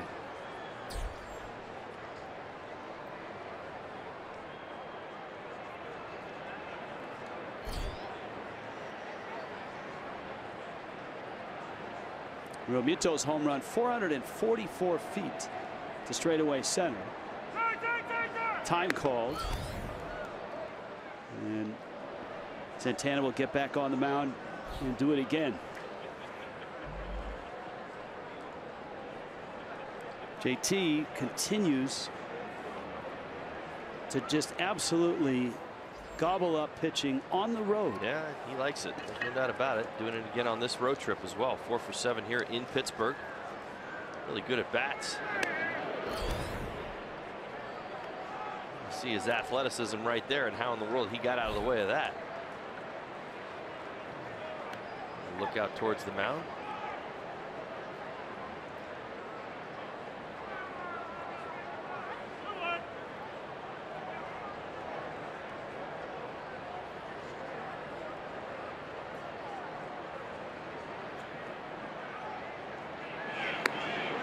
Pitch is up. Santana all over the place right now in this AB to Real Muto. Well, that Marcell Ozuna slider, when he left out over the plate, seems to have rattled him. We saw him early on. Came in, was throwing hard, throwing to the corners. See so far, up and in with everything to JT Realmuto. He's very inconsistent, probably fighting some nerves right now. This is his big league debut.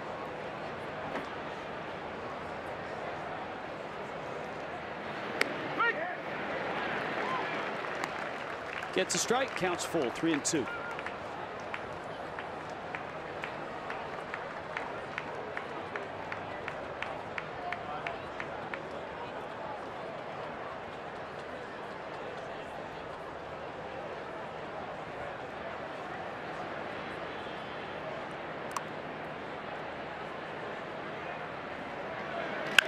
JT a chopper, freezing and eats him alive, and it goes down the line. Ozuna will score. Real Muto has another double, and Miami adds a run.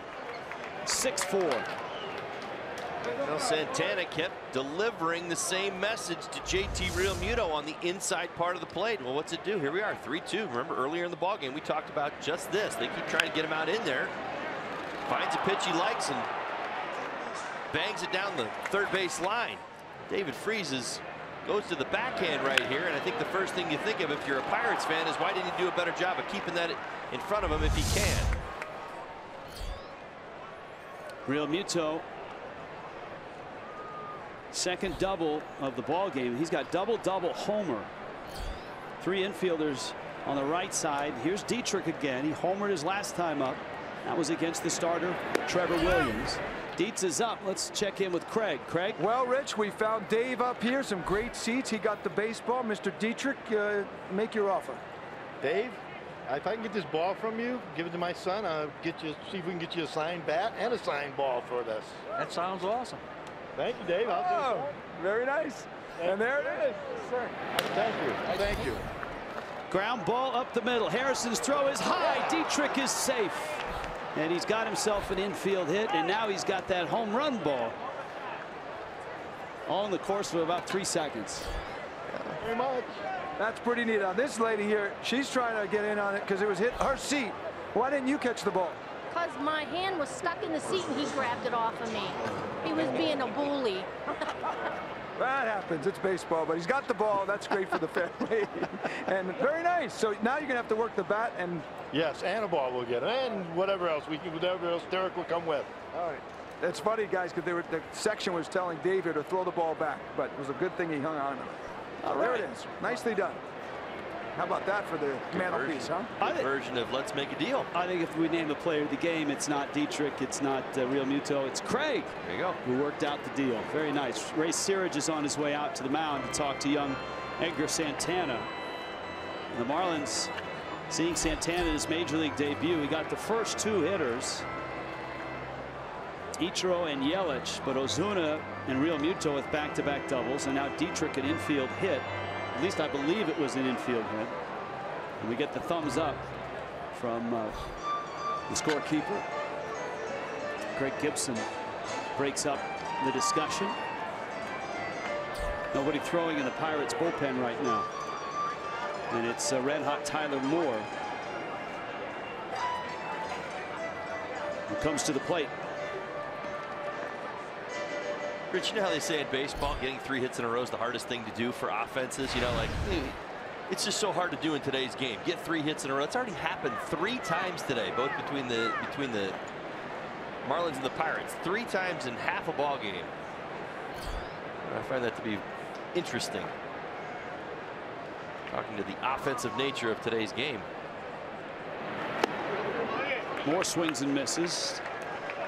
Tyler trying to follow up his 2-homer night last night. So far, has bounced twice to third. He was out once, and Freese was charged for an error with the second one. Hit that second one very hard. It's a good swing of the bat.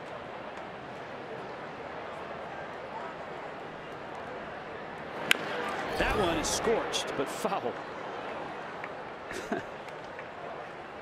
Tyler Moore Behind the count now 0-2.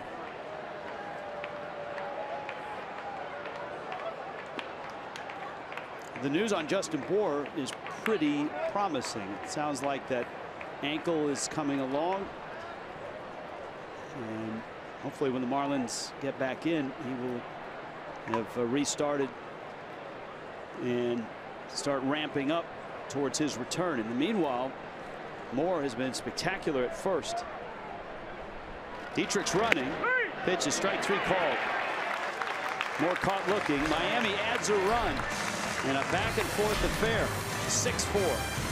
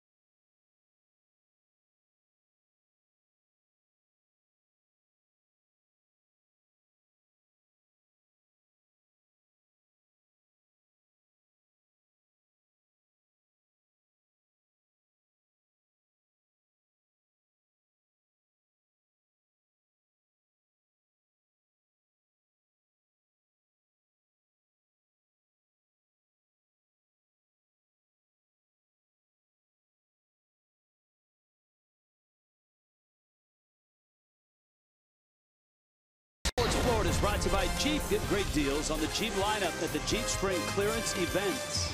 And by your South Florida Chevy dealers. Well, it's been a wild one, and it's only halfway through. 9 hits for each team, 6-4 Miami. Pitching change for the Pirates, and now a pitching change for the Marlins. Nick Whitgren, who finished the game last night, enters here in the 5th. On an afternoon where Dan Straley just quite wasn't as sharp as the Marlins are used to seeing him. Straley ends up going 4 innings, 9 hits, 4 runs are earned. Dan walked 1, hit 1, struck out 3. A good spot to get Whitgren into the ball game. Righty's only hitting 167 against him on the year. Outside of Bell, one switch hitter they've got. He's got a good stretch of righties here for the Pirates.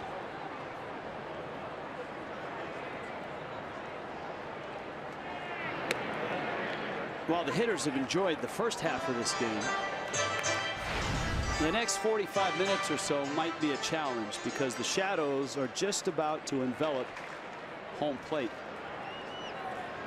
We should be through about the 6th inning by then. That's good. That's sarcasm. I believe once you get to the bottom of the 5th, sarcasm is allowed. That's right. You only get 1 sarcastic remark, though. If it's good, you keep it. You get another one. And that was good. Gordon on to first in time. Nice play by D. David Freese is out. We've been hearing that crack of the bat pretty regularly today. Lots of exit velocity. A couple of long home runs. Look at D. Gordon. Nice job right there. Athleticism right there. Right back up to his feet. Strong throw over to Moore.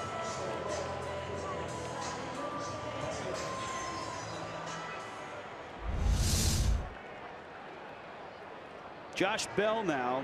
And Bell was one of the main antagonists against Straley. He and Andrew McCutchen. Oof. That one into the seats. Yeah, Bell's triple, part of that rally in the second.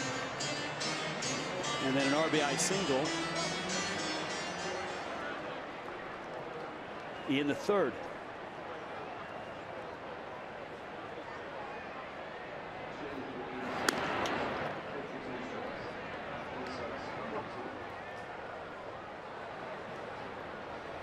Straley lasts 4. Trevor Williams lasts 4. Williams 4 innings, 6 hits, 5 runs. The unsung heroes last night, with all the carnage offensively, a dozen runs on 18 hits for Miami, was the bullpen.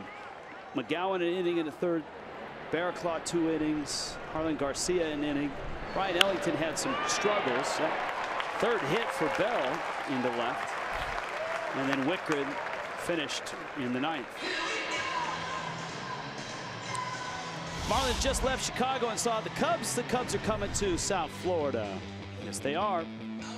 22nd through the 25th. Cubs and Fish at Marlins Park. Go to marlins.com/tickets. Come see the defending World Series champs.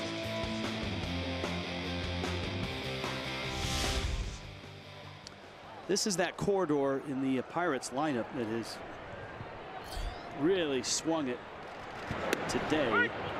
Bell's now 3 for 3. McCutchen's 2 for 2 with 2 doubles. And the catcher, Elias Diaz, is 2 for 2 with 2 singles. That's a big part of what they're doing right now. Bell's found his stroke this series. McCutchen continues to hit well from the 6th spot in the lineup, and Diaz as well. Every start he's been given this year, he's been productive offensively. McCutchen swung like he didn't see that ball. Well, or see it that well. I know where he's at right now. If you take a look, Nick Whitgren is in the beautiful sunshine, and Andrew McCutchen is completely engulfed in shadows. There you go. Watch how Nick crossfires. Watch that front shoulder. See how he drives. He kind of turns it in. Tough on a righty. And McCutchen swings and misses.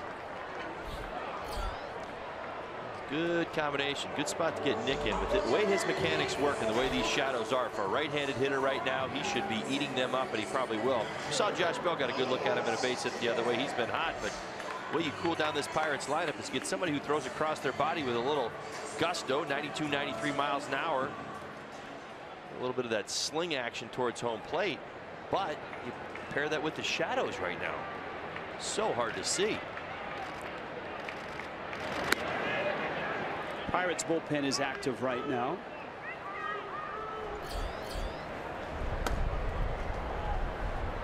Daniel Hudson, Juan Marinez. Hudson's just starting.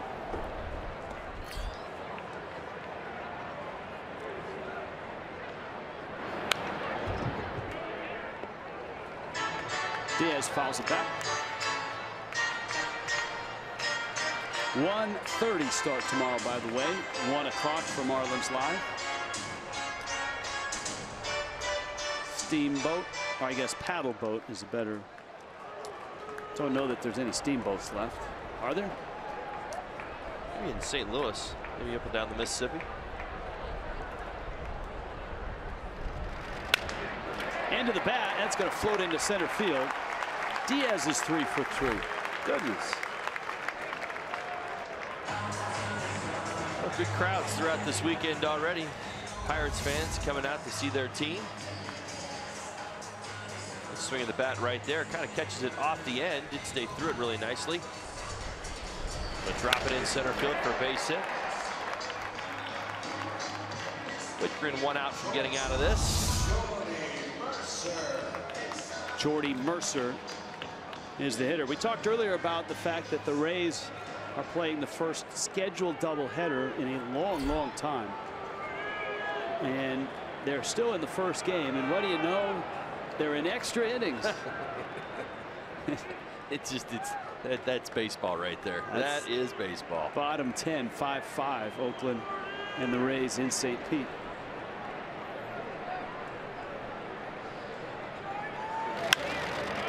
Right center. Yelich fighting the sun. Has it. And Nick Wickren works a scoreless fifth. On to the sixth. Miami up 6-4.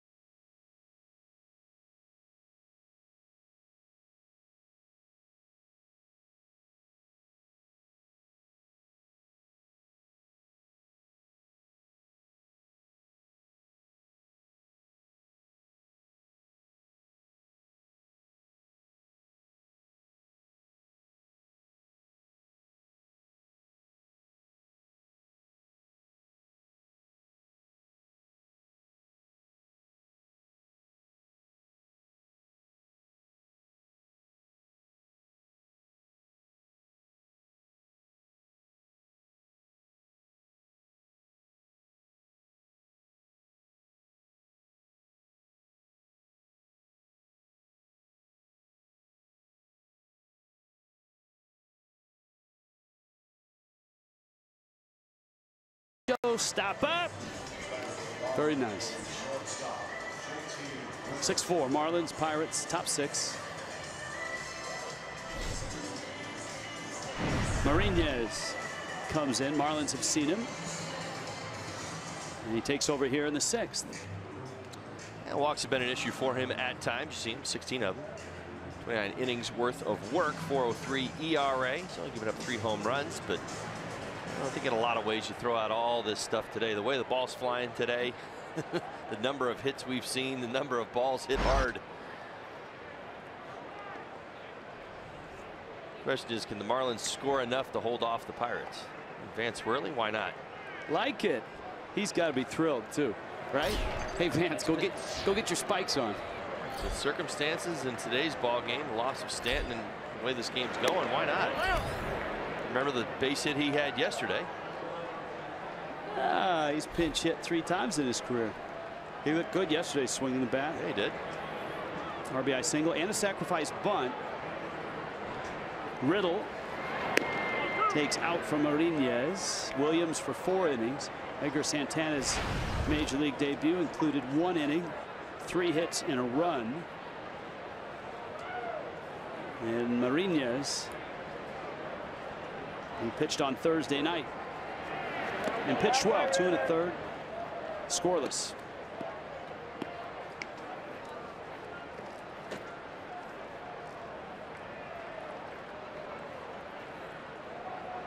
After Worley, you've got D. Gordon. Marlins have homered twice in this game.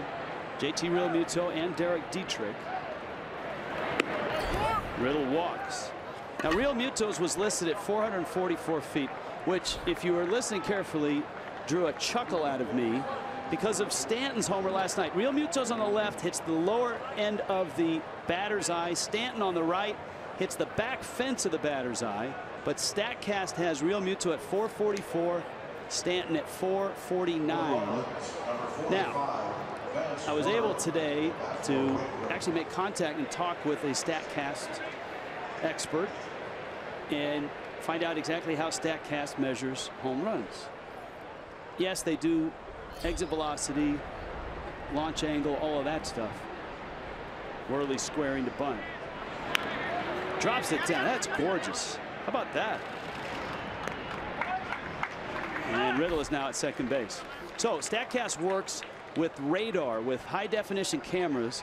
In each ballpark there's a cluster of them, and so I'm not buying it, but I'm just telling you the explanation is that Real Muto's home run in StatCast mind would end up going 444 feet if it didn't hit the batter's eye, and the same with Stanton's if it didn't hit the fence.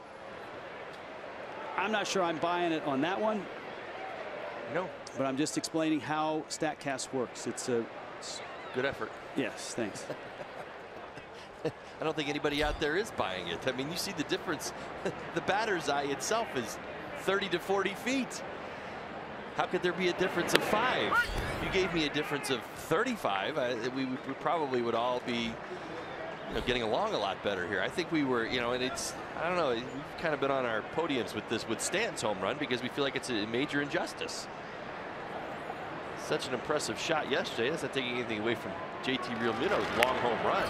Now 40's no joke. I had the discussion in preparation to explain the Stanton distance, and then when Realmuto's hit, that's when I chuckled to myself. Well, like, how am I going to explain this? But it's about the numbers is what you're getting at, and I think JT's home run gave us a real good visual about really understanding how impressive Stanton's home run was. Think about this. JT got all of that. Andrew McCutchen didn't even pursue it after one drop step, which means that ball is way gone. That's the old Larry Walker thing. When it's way gone, you don't even move. I know maybe kind of throw some people off, but that's what an outfielder occasionally will do. You say, listen, what am I going to run all the way back to the wall for? It's so far gone, I've got no chance. You see Andrew McCutchen do it. JT's goes, what, 444? Is that what we said it was, right? Yes. And to have Stan's at 449 is an absolute injustice.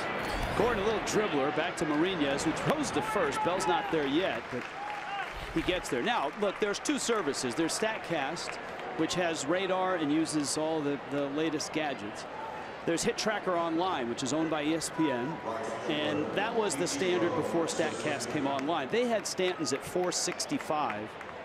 And they also use velocity, exit velocity, and launch angle. But they also use visual and map in terms of distance of landmarks in the ballpark. So I'm just giving you options here. Ichiro up with Riddle at third. He fouls it back. You're just the bringer of the message. Yes. The 480. I mean anything less than 480 in my mind, and I know that the service that you were just talking about, the one that ESPN does, had a bigger number. 465, right? It still feels short to me. I mean, when watching it yesterday, seeing where it lands, taking all things into consideration from somebody who's been around the game for his entire life, anything less than 480 just doesn't seem right to me. Well, to me, here's the impressive part about Stanton's home run, okay? And Craig said it perfectly in his piece on Marlins Live. No one's ever done it. Yeah. 2001 is when they opened this ballpark.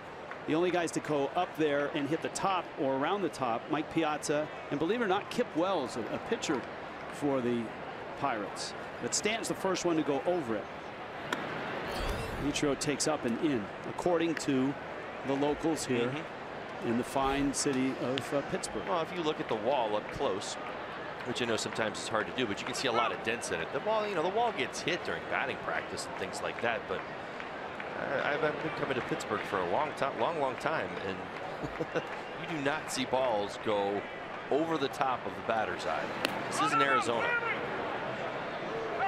Ichiro checks his swing, counts 2-2. Now Ichiro, if you're just joining us, came into the ball game because Giancarlo Stanton was hit by a pitch on his right wrist on a fastball from Trevor Williams that came up and in. And Stanton did get as far as first base, but was in obvious pain. He was upset as well. He was removed. X-rays were negative. He's listed as day-to-day with a right wrist contusion. Ichiro fouls it off, and you can see Ichiro is trying to fight through the shadows right now. There's that pitch that came in and got him. The underside of that wrist right there.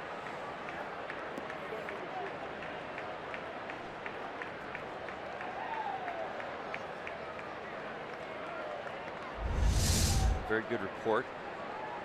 Broken.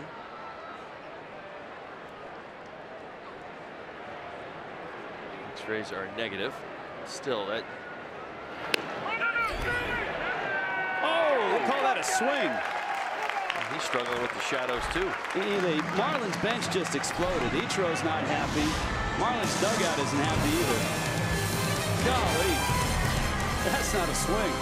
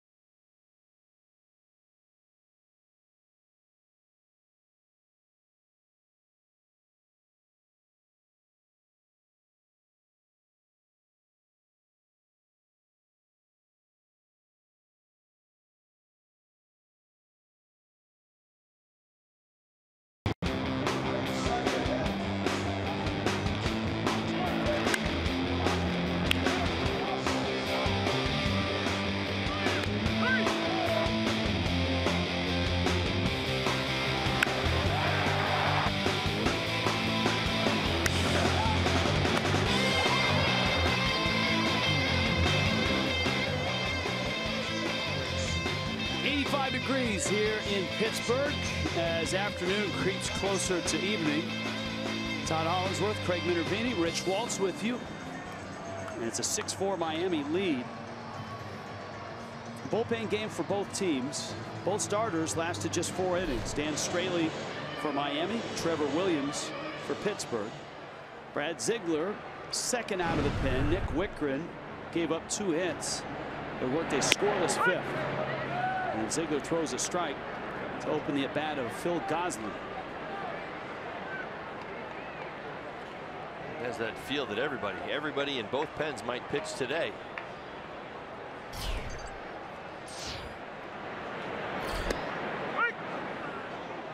Now Ziegler is not only coming out of the sun, but he's coming from down under. Another great pull. And you know, again, I'd love to give credit. I mean, of course, I don't get to talk to Don Mattingly during the course of the game, but I'm just sitting here thinking this through. I mean, great call.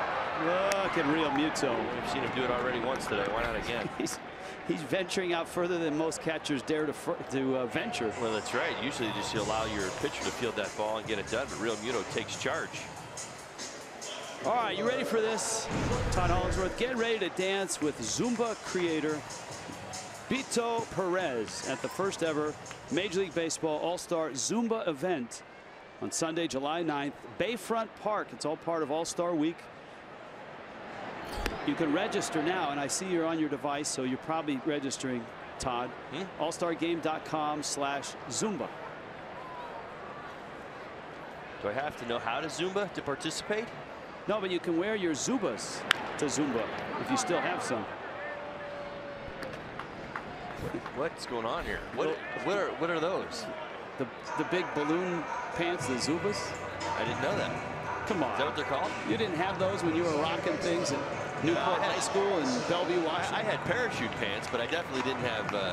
Well, those are close, though. Close? Parachute pants? Can I get a ruling on that from the truck? We're being told Zumba were more sports-related parachute pants. Okay. So that's close. Good work here by Ziegler. He's got 2 outs. Harrison lashes one into the seats, foul. I'll finish that statement I was making on Don Mattingly doing a great job. I mean, the two guys that you think, okay, if there's an advantage with the shadows or we're talking arm angles and right-handed hitters, Whitgren and Ziegler are your two best options. I mean, goodness gracious. Look at where both of them come from, way outside, back around towards home plate. Ziegler down in the zone, Whitgren a little bit more over the top. They're tough on Pirates hitters right now. Funny how everything's come to a screeching halt offensively, right? Yes. Funny how that happens. Yes. And so, by my count, there's about 15, maybe 12 minutes left of sunshine and shadows. No flamingos.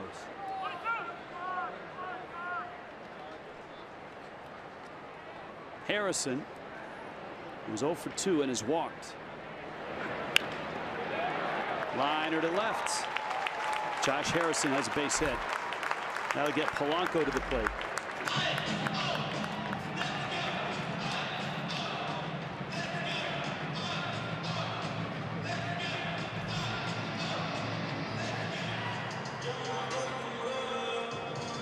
A lot of hits for the Pirates in this one. They had 9 hits in 4 innings off of Dan Straley.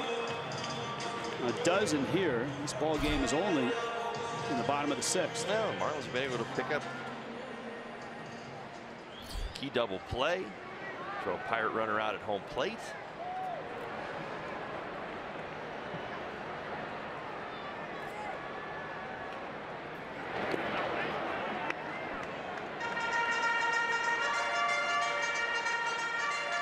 Polanco lined out to Gordon his last time up.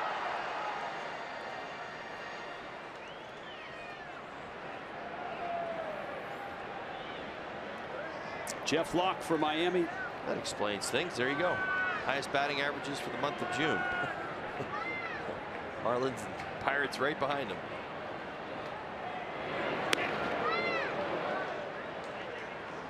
That ball looked like it literally broke around Polanco. I think it did. Of course, I think Polanco was leaning towards, watch him. I think he leans towards the outside corner a little bit right there. Yeah, it did. You know, the vapor trail I can give or take, but on that pitch, I liked it. It's 74 miles an hour.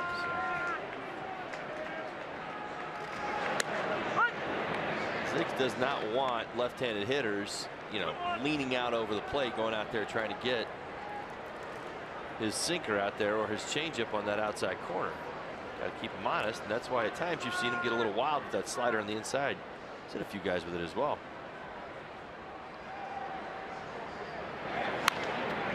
Hit hard by Gordon into right. Ichiro has it. And now the Pirates have first and second. And David Freese is the hitter.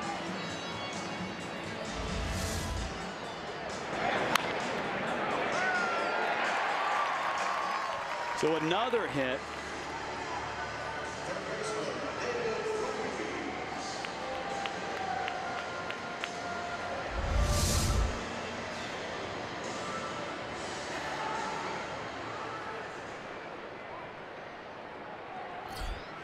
Freese 0 for 2.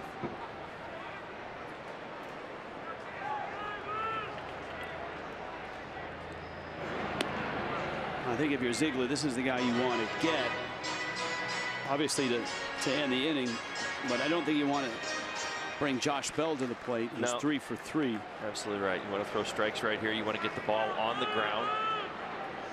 Certainly don't want to face the left-handed hitting Bell.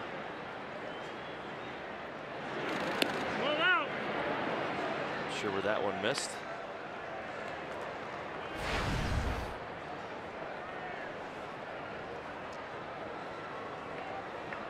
Two and 0.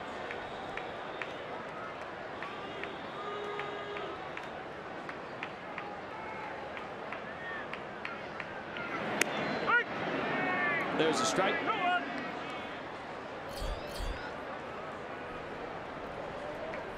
Daniel Hudson up in the bullpen for the Pirates. As I mentioned, going to be a busy day. Open doors down there. Both bullpens the rest of the way. Just out.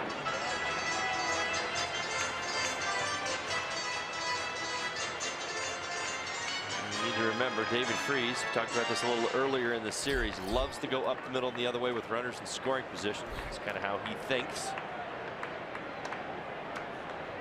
Harrison and Polanco out there. Good pitch. Find that low corner. It's not what David Freese was looking for. Needs to find it one more time.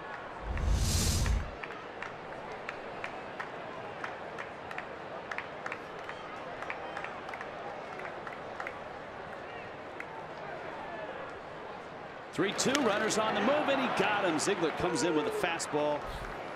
Two more hits, but no runs, and it's 6-4 Miami.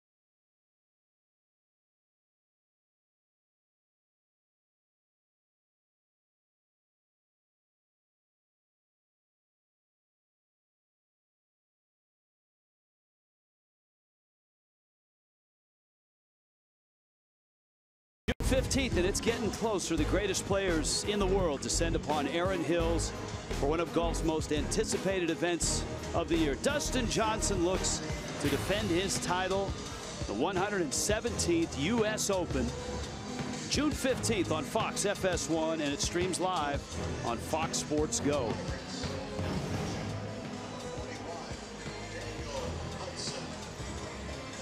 This has been a fun one. 6-4 Miami. There have been 22 hits already in this ball game combined, and Daniel Hudson is pitcher number 3 out of the bullpen.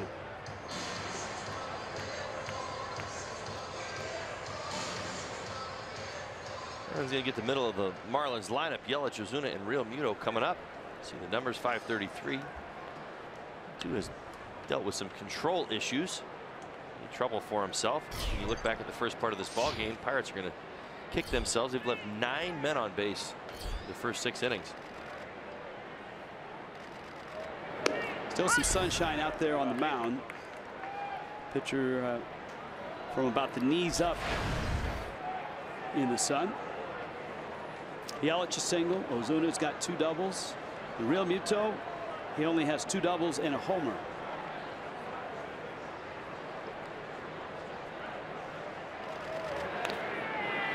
And Yelich fouls it at the plate.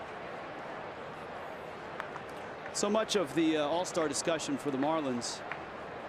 See the numbers for Yelich in this ballpark surround Marcell Ozuna, who started in center field last year for the National League. Giancarlo Stanton, who's a multiple-time all-star, won the home run derby last year, and it should. They're both having outstanding seasons. But there's 2 guys that also, I think, deserve consideration in positions where it might be tough for them to make the team. But nonetheless, Justin Bour at first base and JT Real Muto behind the plate are 2 guys that need to, at the very least, be in the discussion. Well, they should be, and I certainly believe they are. I think for Justin Bour, getting back on the field as quickly as possible helps with that. And when you're on the disabled list, a lot of times it's out of sight, out of mind in this game. But for JT Real Muto, I mean, word's really starting to get out. We talk pop time. You've kind of taught me about that in him this year, and getting to see how good he's been behind the plate. Great examples of it today. how good defensively he is getting out from behind home plate. And then you factor in the athleticism, you factor in the offense. He kind of seems to be hitting that, hitting his stride once again. You watch his batting average kind of drop below 300 a little bit. It's back out on the road. He's got the thing moving up close to 300 once again. Yelich takes out. Well, Real Muto on a 3-for-3 day today. Is it fair to say that our responsibility, both you and I mean, with JT, it's like when you see him play every day, you realize that there's no doubt he's an all-star. And I think what happens is around the game, you know, Yelich heads back to the mound, and Hudson flips to first. A little self-defense from Daniel. Little self-defense there. You know, have to promote JT because he's such a good player. But if you don't see him every day, you look at his numbers and say, yeah, they're good. He certainly should be in the conversation. But what makes him so special? You know what I mean? There you go. Vote now. Let's go. He's having an all-star caliber season. Sometimes it's the overshadowed thing as well. I mean, Giancarlo Stanton certainly takes a lot of attention away from Marcell Ozuna, who in ways might be taking it from JT. And that was my point with those two guys soaking up the attention. And let's be honest here as well. If the Marlins are 7 or 8 games over 500, yes, very good point, instead of 6 under, Justin Bour's probably player of the month. Absolutely. Instead of Charlie Blackmon. Absolutely. And there's more attention paid on the team, but that doesn't mean that they shouldn't be in the discussion. And I think the nice thing about the all-star voting now, yeah, that the starters are voted on by the fans, but the players vote in essentially the next line of reserves. So they'll vote in the next 3 outfielders, which gives Ozuna a really nice opportunity and Real Muto a chance.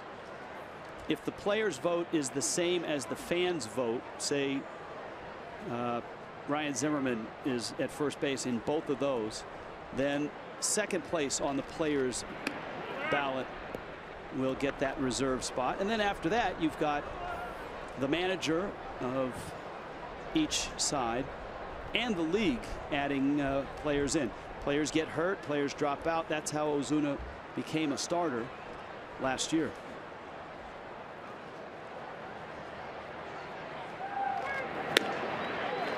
How do you feel about every team being represented at the All-Star game? I like it because I don't think there should be pressure. My producer John Solser is on board with this too. I don't think there should be pressure to get everybody to play in the game.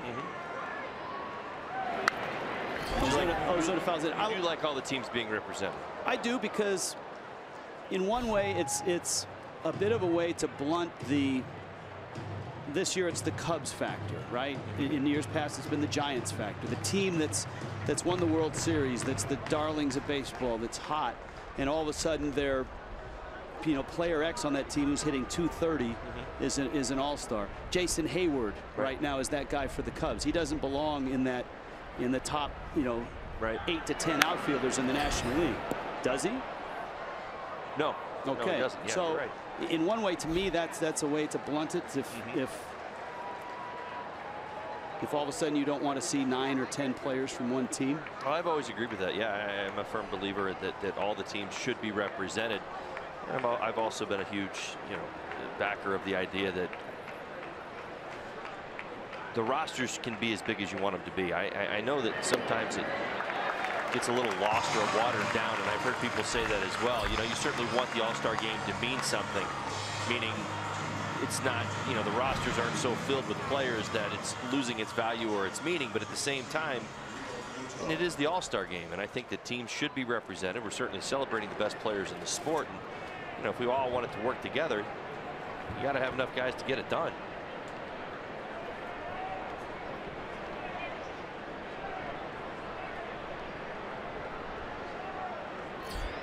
Well, here is Real Muto. Daniel Hudson's breaking ball misses in. JT RBI double first. Long 444-foot home run in the 4th. Another RBI double in the 5th.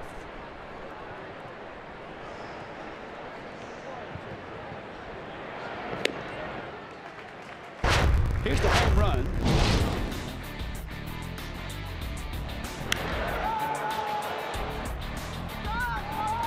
with narration by D. Gordon from the Marlins dugout. And for JT, now 6 homers.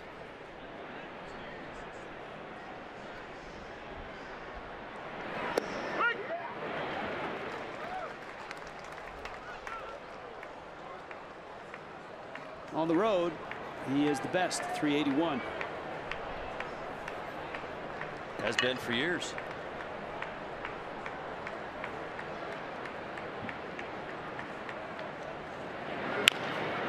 Breaky ball, bouncer, freeze, long throw, got him. 1, 2, 3, go the fish. 7th inning stretch in Pittsburgh. Shadows creep forward. Marlins lead it by 2.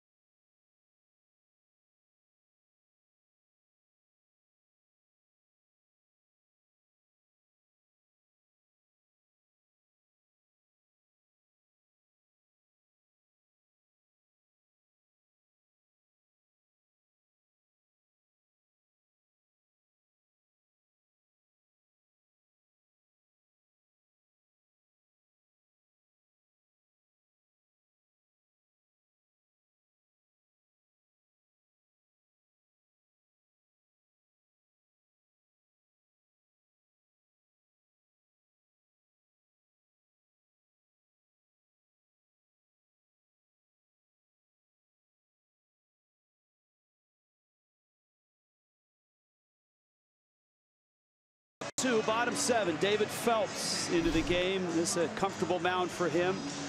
Gets to sleep in his own bed when he's here in Pittsburgh. This is where he makes his home. His wife's family from here. Big crowd on hand to see him last year in a start, and he was dominant here. It was a great moment for him. He had such an outstanding year. Middle relief, high leverage, closer, starter. And he's in a big spot here. Marlins have a 2-run lead. His career numbers here at PNC Park.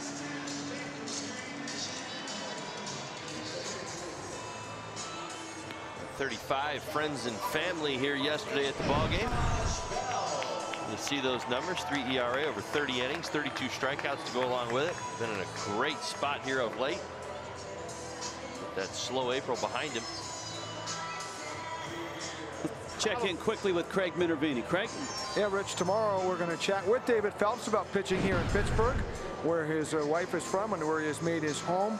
And keep in mind here, as you look at our show tomorrow, 1 o'clock, that the other day, Don Mattingly said he was trying to get 2 innings out of Phelps if he had an easy first inning. Remember the other day, though, he had a lot of pitches. It was close to 25, if I'm not mistaken, against the Cubs. He wound up only pitching 1. We'll see if he has an easy one. Would he get a look at the 8th as well? Well, it certainly is a good question. And Todd, it might be a little of both. If he has an easy or an okay 7th, maybe see how far he gets in the 8th.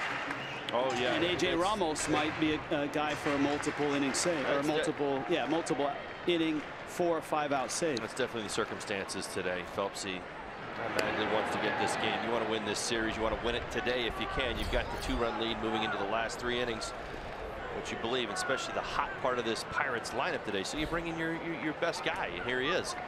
He gets through this for the most part unscathed.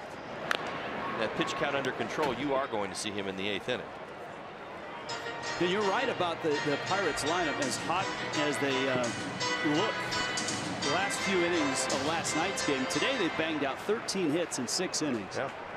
And you look at, Straley went 4, gave up the 4 runs, but both Nick Wickren and Brad Ziegler, who worked scoreless innings each, both gave up 2 hits in their innings. Right. No, that's 97. And that's David Phelps. Oh, remember the story here. That just goes to show you what Phelps is doing right now and how awkward that at bat looked like from Bell. Bell 3 for 3 leading to this at bat. 97 at the top of the zone. My goodness. Home cooking, Phelpsy? And adrenaline. Right. A little bit of both.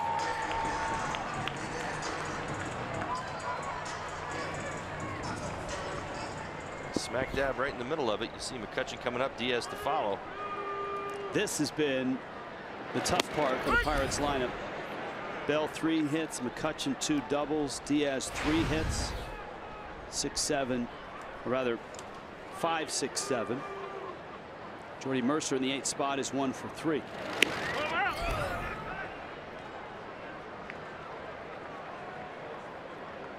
Well, even the order Don Mattingly went to today, I think, was just so important to slow this part of the lineup down.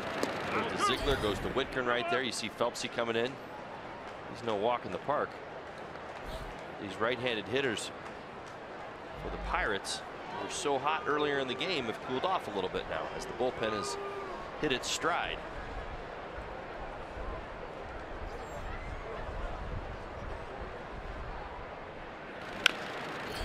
McCutchen's going to beat that. Good pitch, bad result. Third hit for McCutchen. Just a slow roller, catches it off the end of the bat. Good pitch by Phelpsy right there. Call that no man's land. Dietz is playing way back over at third base. All he can do is just pick it up and let it go. A runner on first base. Diaz making his way to the box. Double play candidate.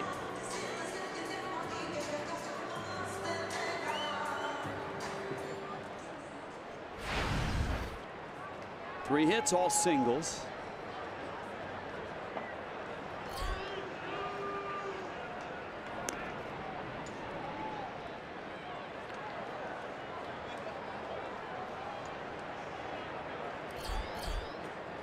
Here's Juan Nicasio. Been waiting to see him. He's been in a good run for the Pirates of late. Throwing the ball very well. He apparently is one half of the closing duo. Yes. For Clint Hurdle. Well, I've learned a lot about him over the first 3 ball games here because of the pregame show that they put up on the scoreboard. I know. They're featuring a special on Juan Nicasio. Felipe Rivero and Nicasio are supposed to be sharing the closing duties for Tony Watson, who has lost the job and has struggled lately.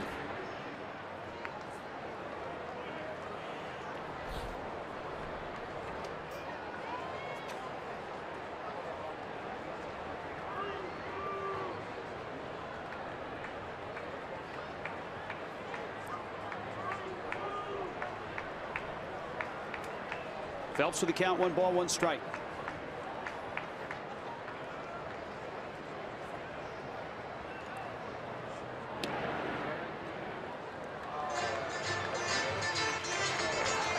That strain in the bullpen for the Marlins compounded today by the short start of Dan Straley. Vance Worley 3 2/3 last night.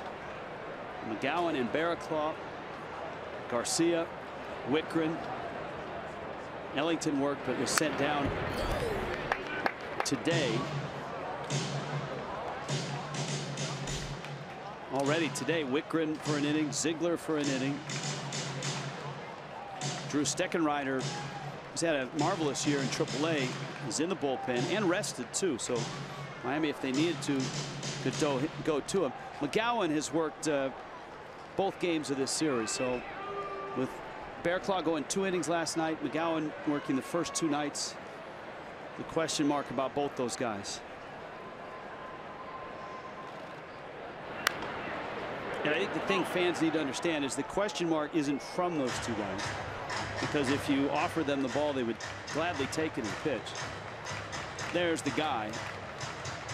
Every manager has a sheet apart from the scorecard, apart from stats. And it's the workload of the relievers, and it reflects games they pitch in, number of times they get up and heat up, whether they come in the game or not, like A.J. Ramos last night, who got up and heated up at the end.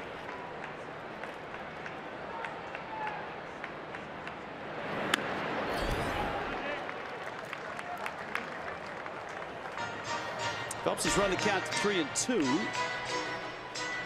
Let's see if McCutchen might be on the move. Might be a possibility.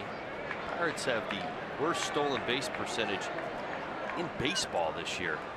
It's not for lack of trying. He's not very good at it. McCutchen 6 for 7. He is. He's the one guy who's had success, but on the whole, 27 for 50. Do the math. It's 54%. He's getting up slowly at first base.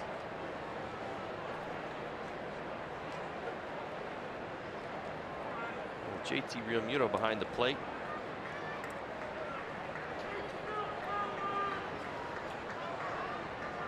Potential for a strikeout here as well.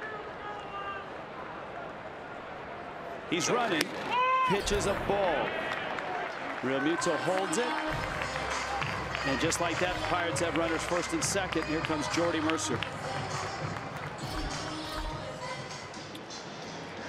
Two more base runners for the Pirates here in the 7th. It's been a constant theme all day today. See if Phelps can't navigate these waters.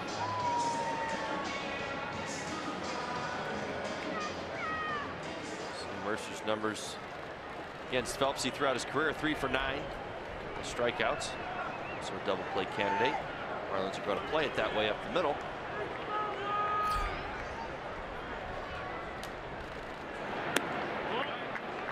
Phelps misses away.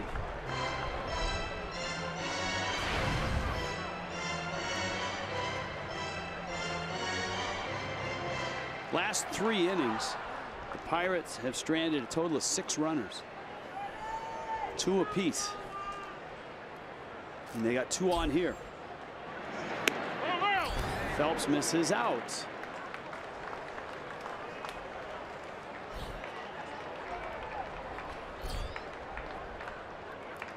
And it's 2-0.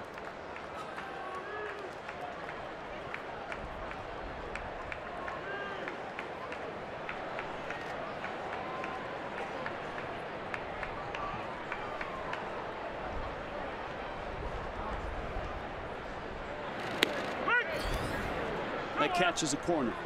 Nice pitch by Phelpsy right there. John Jaso.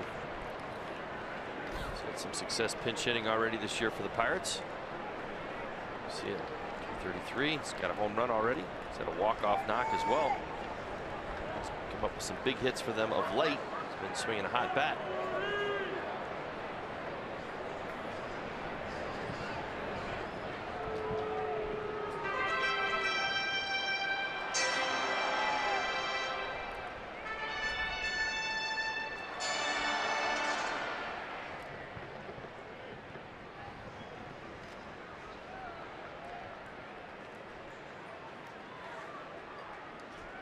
Two-1.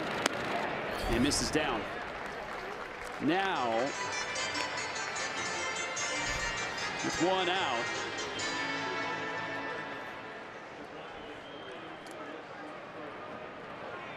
Mercer hoping for something good to hit. Phelps trying to throw a strike. McCutchen and Diaz out on second and at first in a 2-run game. Bottom 7. Center field, that's well hit. Yelich in pursuit, looking up at the track, reaches, drops it on the wall. Yelich goes down. Racing for home is Diaz. On his way to third is Mercer. It's a tie game.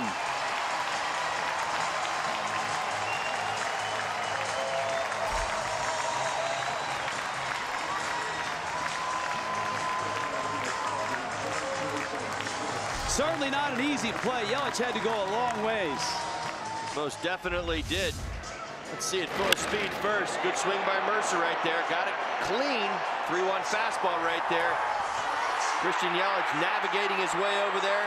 See him have to go face first into the wall. He'll probably tell you should have had it right there. Right smack dab in the middle of the glove. Unable to come up with it.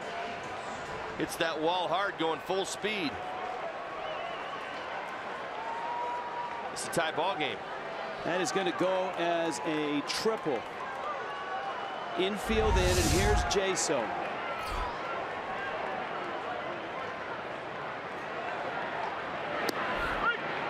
And a strike. So Mercer is credited with a triple and 2 RBIs.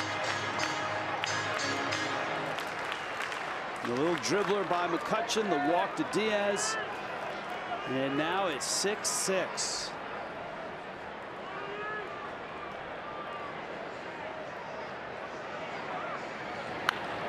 Jaso pulls one down the line, Ichiro in pursuit, and it's fair. It bounces off the wall. A run will score, and it's 7-6.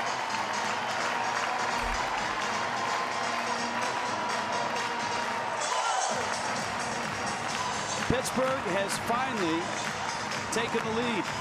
Well, they've stayed after it all day. Offense has been there for them.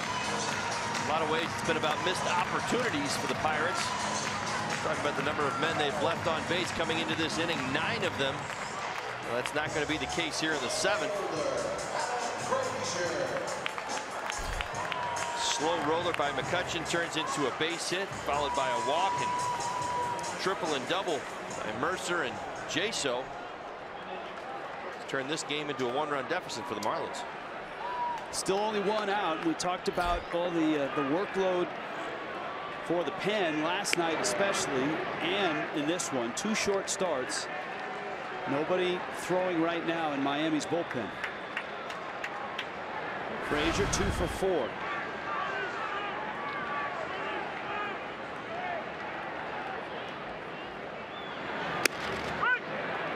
Phelps gets a strike.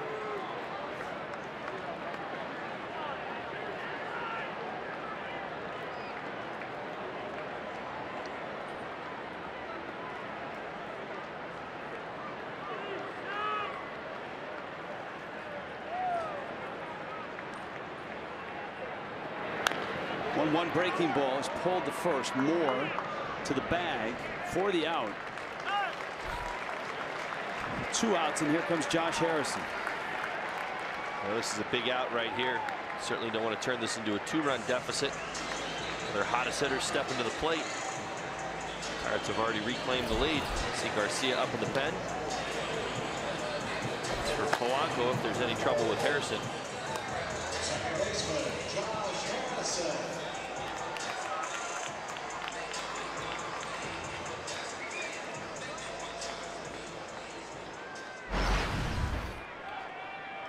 So Harrison now is 1 for 3.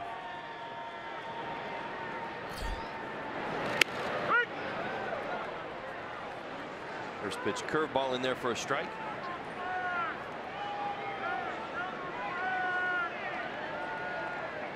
Oh, shading Harrison the other way.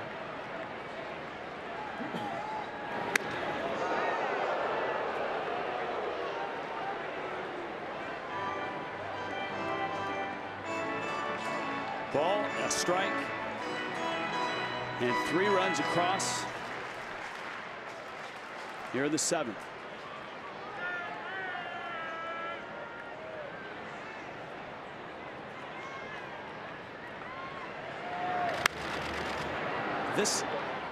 This score is no surprise.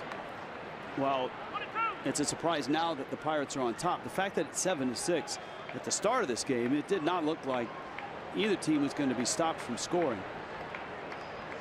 8-game streak. And of course, remember, the Pirates, the back of the Pirates bullpen is unsettled right now.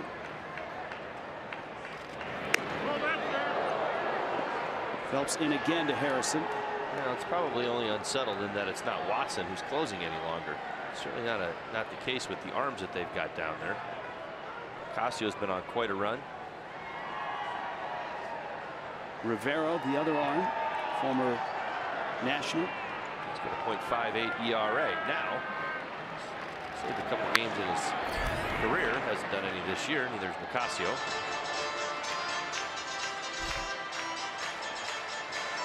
But I think that's why this run right here is so important for Phelps to get this out, keep that run from scoring. As we all would know, toughest save that you're going to get is a one-run save. So as much pressure as you can keep on that situation as you can, better off you'll be. Foul tip, and one just popped out of Real Muto's glove. Phelps, well over 30 pitches.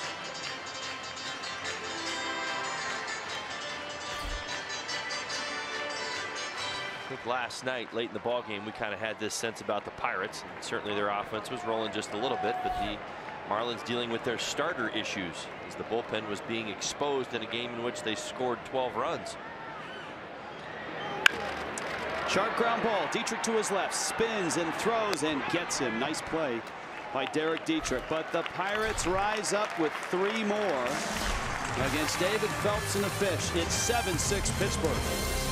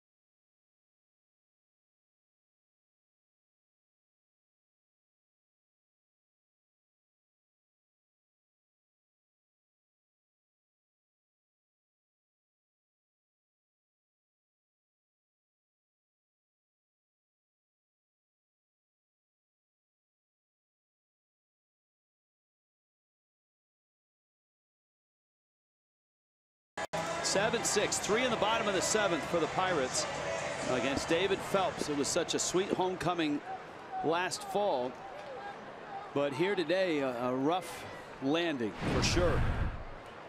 And this is Nicasio. We've been talking about the Pirates bullpen. Watson, the deposed closer. So Nicasio gets the 8th inning, and you would expect Felipe Rivero the 9th, or possibly Nicasio for both the 8th and the 9th. Dietrich climbs in, goes after the first pitch and fouls it back. Well, you're going to see lots of velocity, whether it's just Nicasio or both of them. They both possess it. 95-mile-an-hour, 96-mile-an-hour fastball from Nicasio, pairs that with a slider. That was the fastball about 75% of the time, though.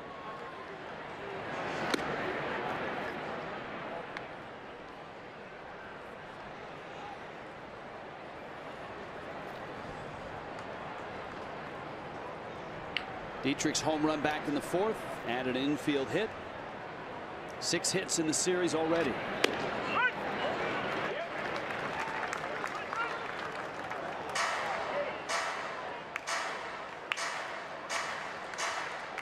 Nicasio, the 30-year-old out of the Dominican Republic, longtime Rocky, Dodger in 15, Pirate last year.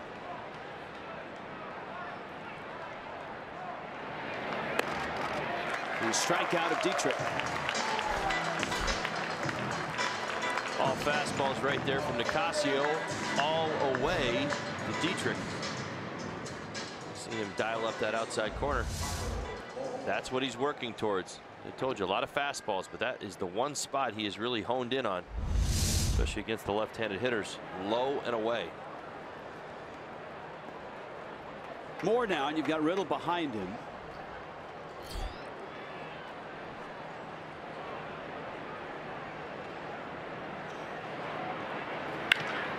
Bouncer in the hole at short. Backhanded there by Mercer. Long throw, sweep tag, and he didn't get him. It's going to be a base hit for Moore. Josh Bell tried to get the tag on him. Tyler was by him. And it's hit number 6 for him in the series. Well, nice job by Tyler Moore to redirect on the fly. It's what he has to do as Josh Bell takes this throw up the line right there. Just kind of bends out of the way and still able to get first base. Kind of sensed that. See, he misses him by a good foot. He didn't turn an ankle right there, and Moore stays hot. Swing of the bat right there. Riddle now has walked, struck out, and flied out.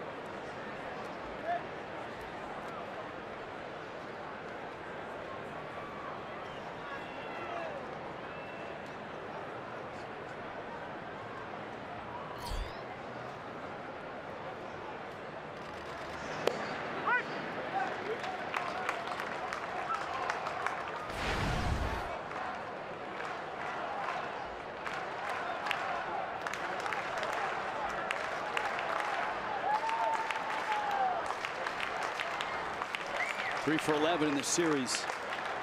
And he's Miami's young shortstop.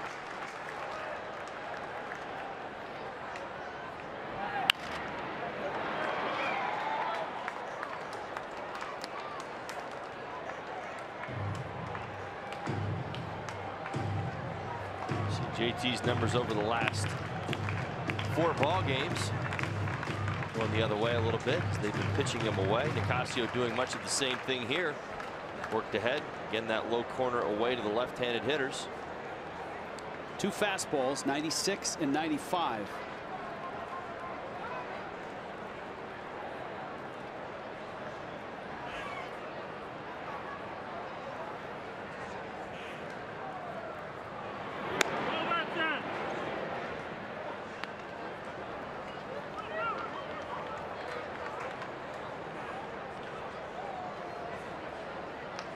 .94 miles an hour on that fastball.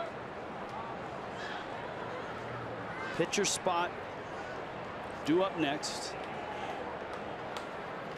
Tomas Telis is on deck.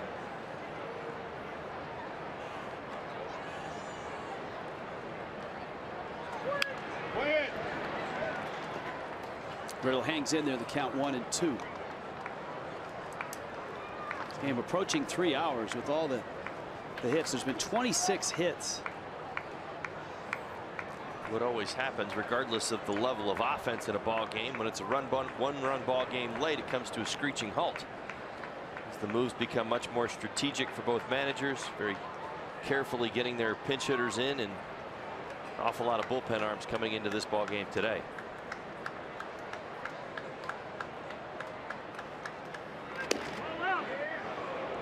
Here, Greg Gibson call that pitch out.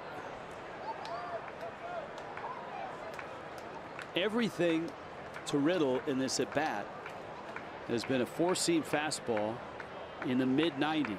Well, it's probably not going to change. It's kind of his approach, and it's what's worked. Is that he loves his slider that much, trusts it to the point where he'll throw it consistently to a left-handed hitter. Another fastball. Riddle pops it foul.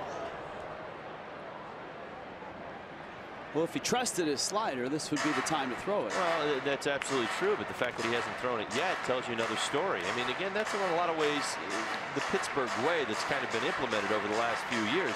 Well, we've showed you pictures of this ballpark. It's a beautiful ballpark, but it's got one of the biggest left center fields in baseball. 410 to the gap way out there, and you try to use those things to your advantage. What's Nicasio done? He's basically saying, I'm going to throw fastballs with high velocity, low and away. If you hit it and go find that gap, good for you, but I'm going to bet you're not. That's out, and Riddle has run it full now, 3-2, and he hadn't even considered the slider. It feels like. And he's not going to. He doesn't want to make a mistake middle in and watch JT Riddle, retake the lead for the Marlins by depositing one to right, and that's just it.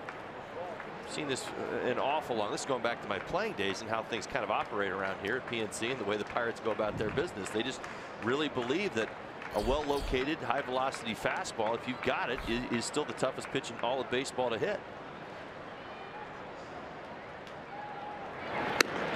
Swing and a miss. Yeah. 2 outs. Inside Look brought to you by Toyota. Pirates 8-11 their last 19. Marlins 13-6. You see the streaks they're on, the run differential. Not a huge gap in batting average, but still advantage Marlins there. Miami's won the first 2 games of the series, but here in this one, the Pirates playing catch up all day. Were able to catch the Marlins but not pass them. And finally have passed them, up 7-6. Talise. I'm going to give Nicasio a little credit right there. We talked it all the way through. He did go to that slider against Riddle. 84 miles an hour. Yeah, he was willing to finally go there. It's part of that conviction. And again, you see somebody succeeding the way that he is succeeding. Low ERA, good strikeout totals, low walk totals, or I should say respectable walk totals. I mean, he's really believing in what he's talking about, the conviction that he has with his pitches.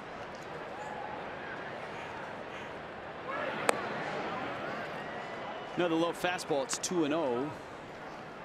Talise called up Tuesday of this week from New Orleans. It's the second time he's been up this year.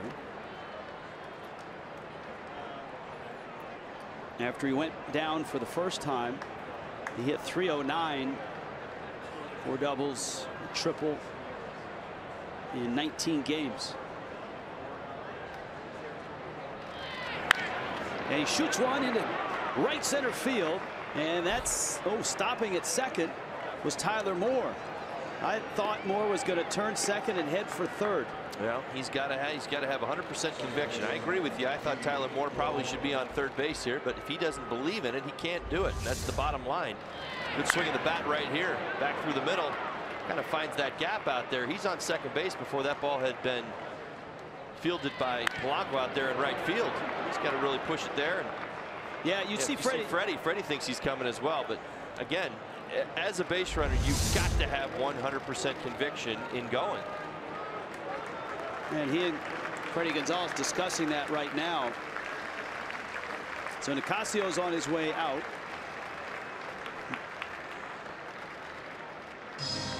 D. Gordon is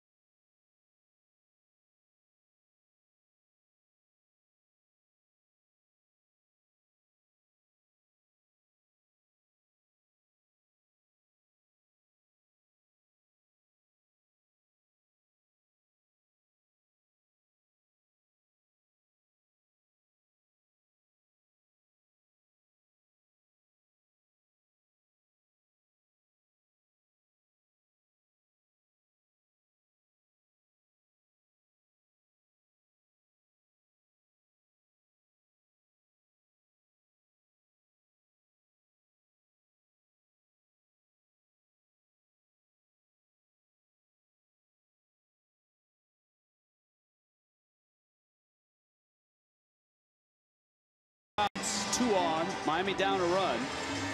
And we're getting a chance to see this two-headed closer by committee with Nicasio first, who gets 2 outs but gives up 2 hits. And now the lefty Felipe Rivero, who has 3 career saves, all of those with the Nationals. 2 of them in 15, 1 of them last year.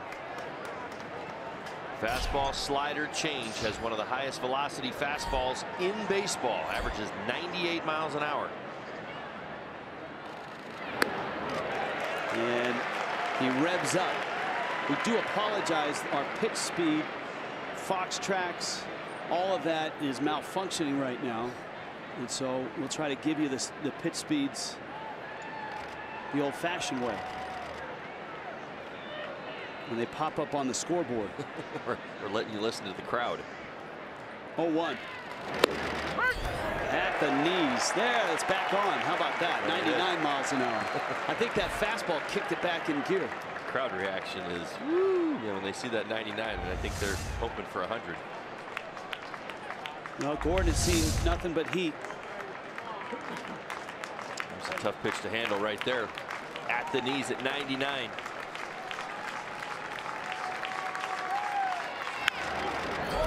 He just gets peace.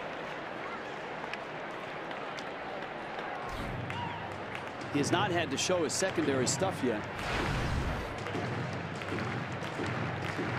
Now that's why Tyler Moore getting over to third base could have put a little bit more pressure on this situation right here. He was willing to push the accelerator around second on Talisa's base hit. Breaking ball struck him out.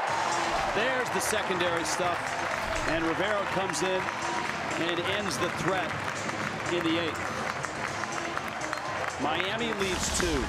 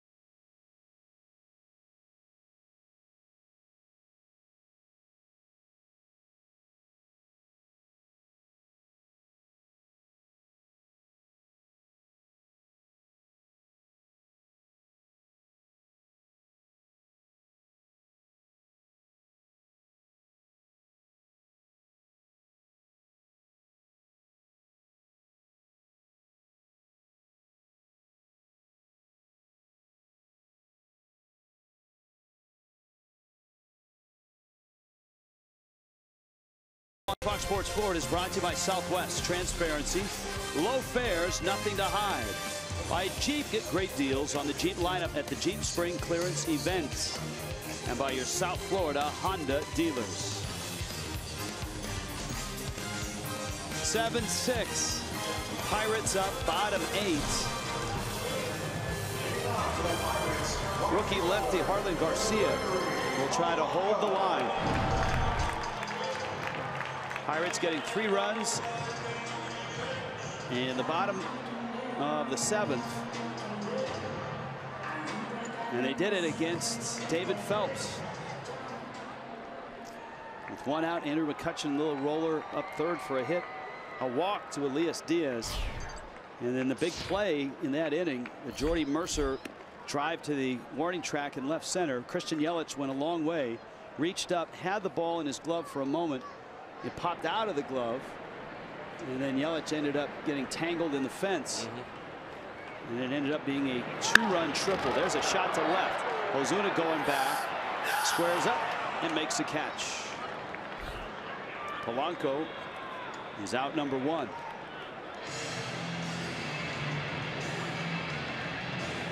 Miami in the 9th inning will have Ichiro, Yelich, Ozuna. If anybody reaches Realmuto, Dietrich. You're hoping to give your big boys in the middle of the lineup a couple of opportunities against Rivero.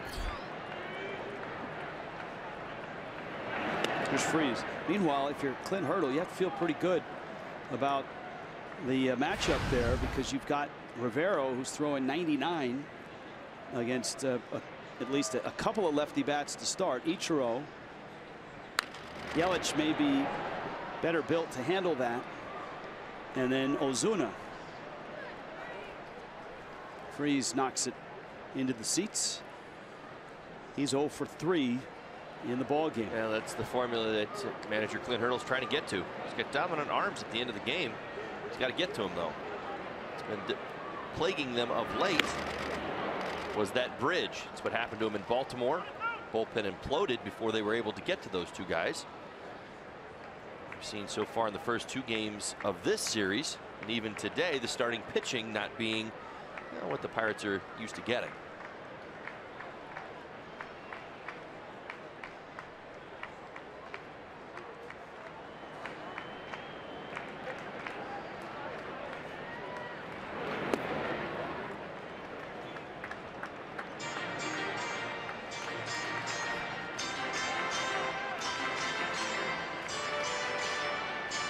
This game started in the warm sun. Nighttime creeping closer here in Pittsburgh. Soft grounder to short. JT Riddle on patrol. And there's 2 outs here in the 8th inning. Good job by Garcia.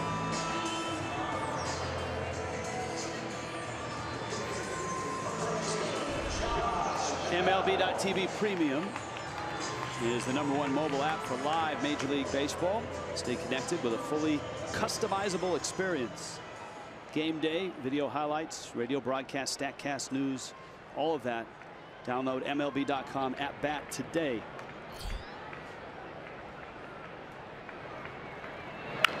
Bell. That one knuckled out there. Riddle ran a pretty good route. Adjusted to the ball and made the catch. On to the 9th with the hard-throwing lefty on the mound. The Fisher down a run.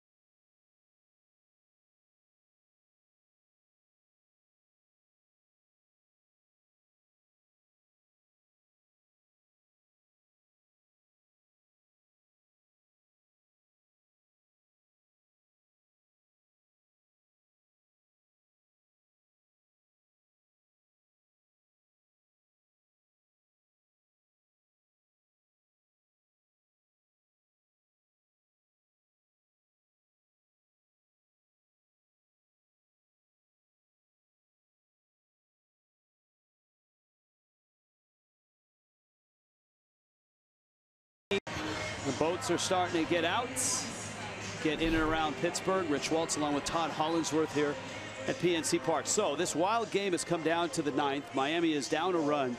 You got Felipe Rivero out there throwing 99, nasty stuff. 2 lefty bats to open this at bat. You were a lefty bat. What's the approach? Well, late in the ball game, you see it's a 1-run game for the Pirates. I mean, he doesn't want to walk guys, so you're thinking fastball and react. I mean, you're not going to. You might be able to defend against that slider. You might be able to catch a piece of it, but you're going up there looking for a fastball, being ready to hit. And as soon as you get a good one out over the plate, sometimes you see that with 98, 99. You just got to be ready to hit it, and that's what it's about, being on time. Ichiro took a fastball in. And he fires on that one and rolls it foul. Yeah, not a bad one to fire on. As a lefty, though, you're not looking. You're not trying to set yourself up for multiple pitches here. 99 miles an hour. You're on that fastball, and you're just fighting anything else off. He does not walk many. 31 innings, 6 walks. Now he's got 2 strikes on Ichiro. Cold hard fact from Coors Light. Best ERA in the National League out of the pen. Marcel Iglesias at a 0.57. This guy is 0.58. Will Ichiro see heat? Will he see that breaking ball that got Gordon? See the breaking ball. They got Ichiro as well.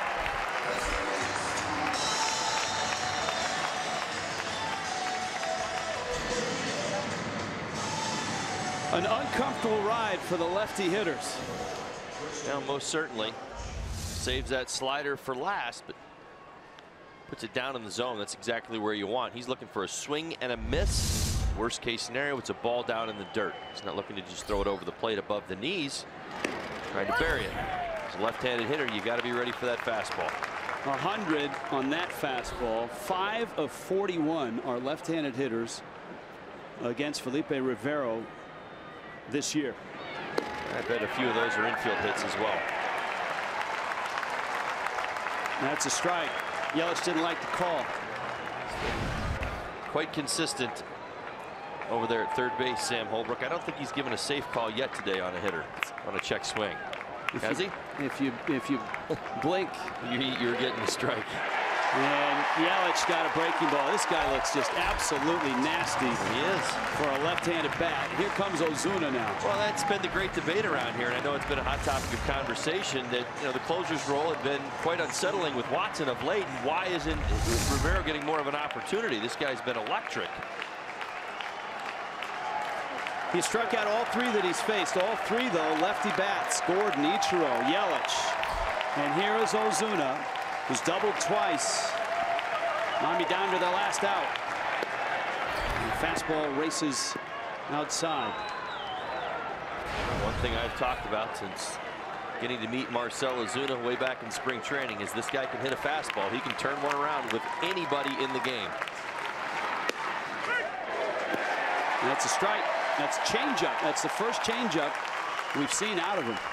He doesn't throw many. He does exist. He'll throw a few, about 20% of the time, but that's typically to the right-handed hitters. There it is right there, the great equalizer.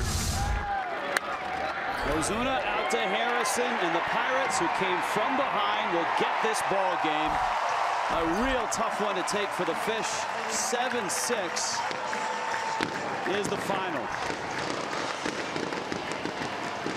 And the Pirates have found their new closer. Felipe Rivero looks overwhelming in getting 4 outs after Nicasio gave up 2 hits and got 2 outs in the 8th.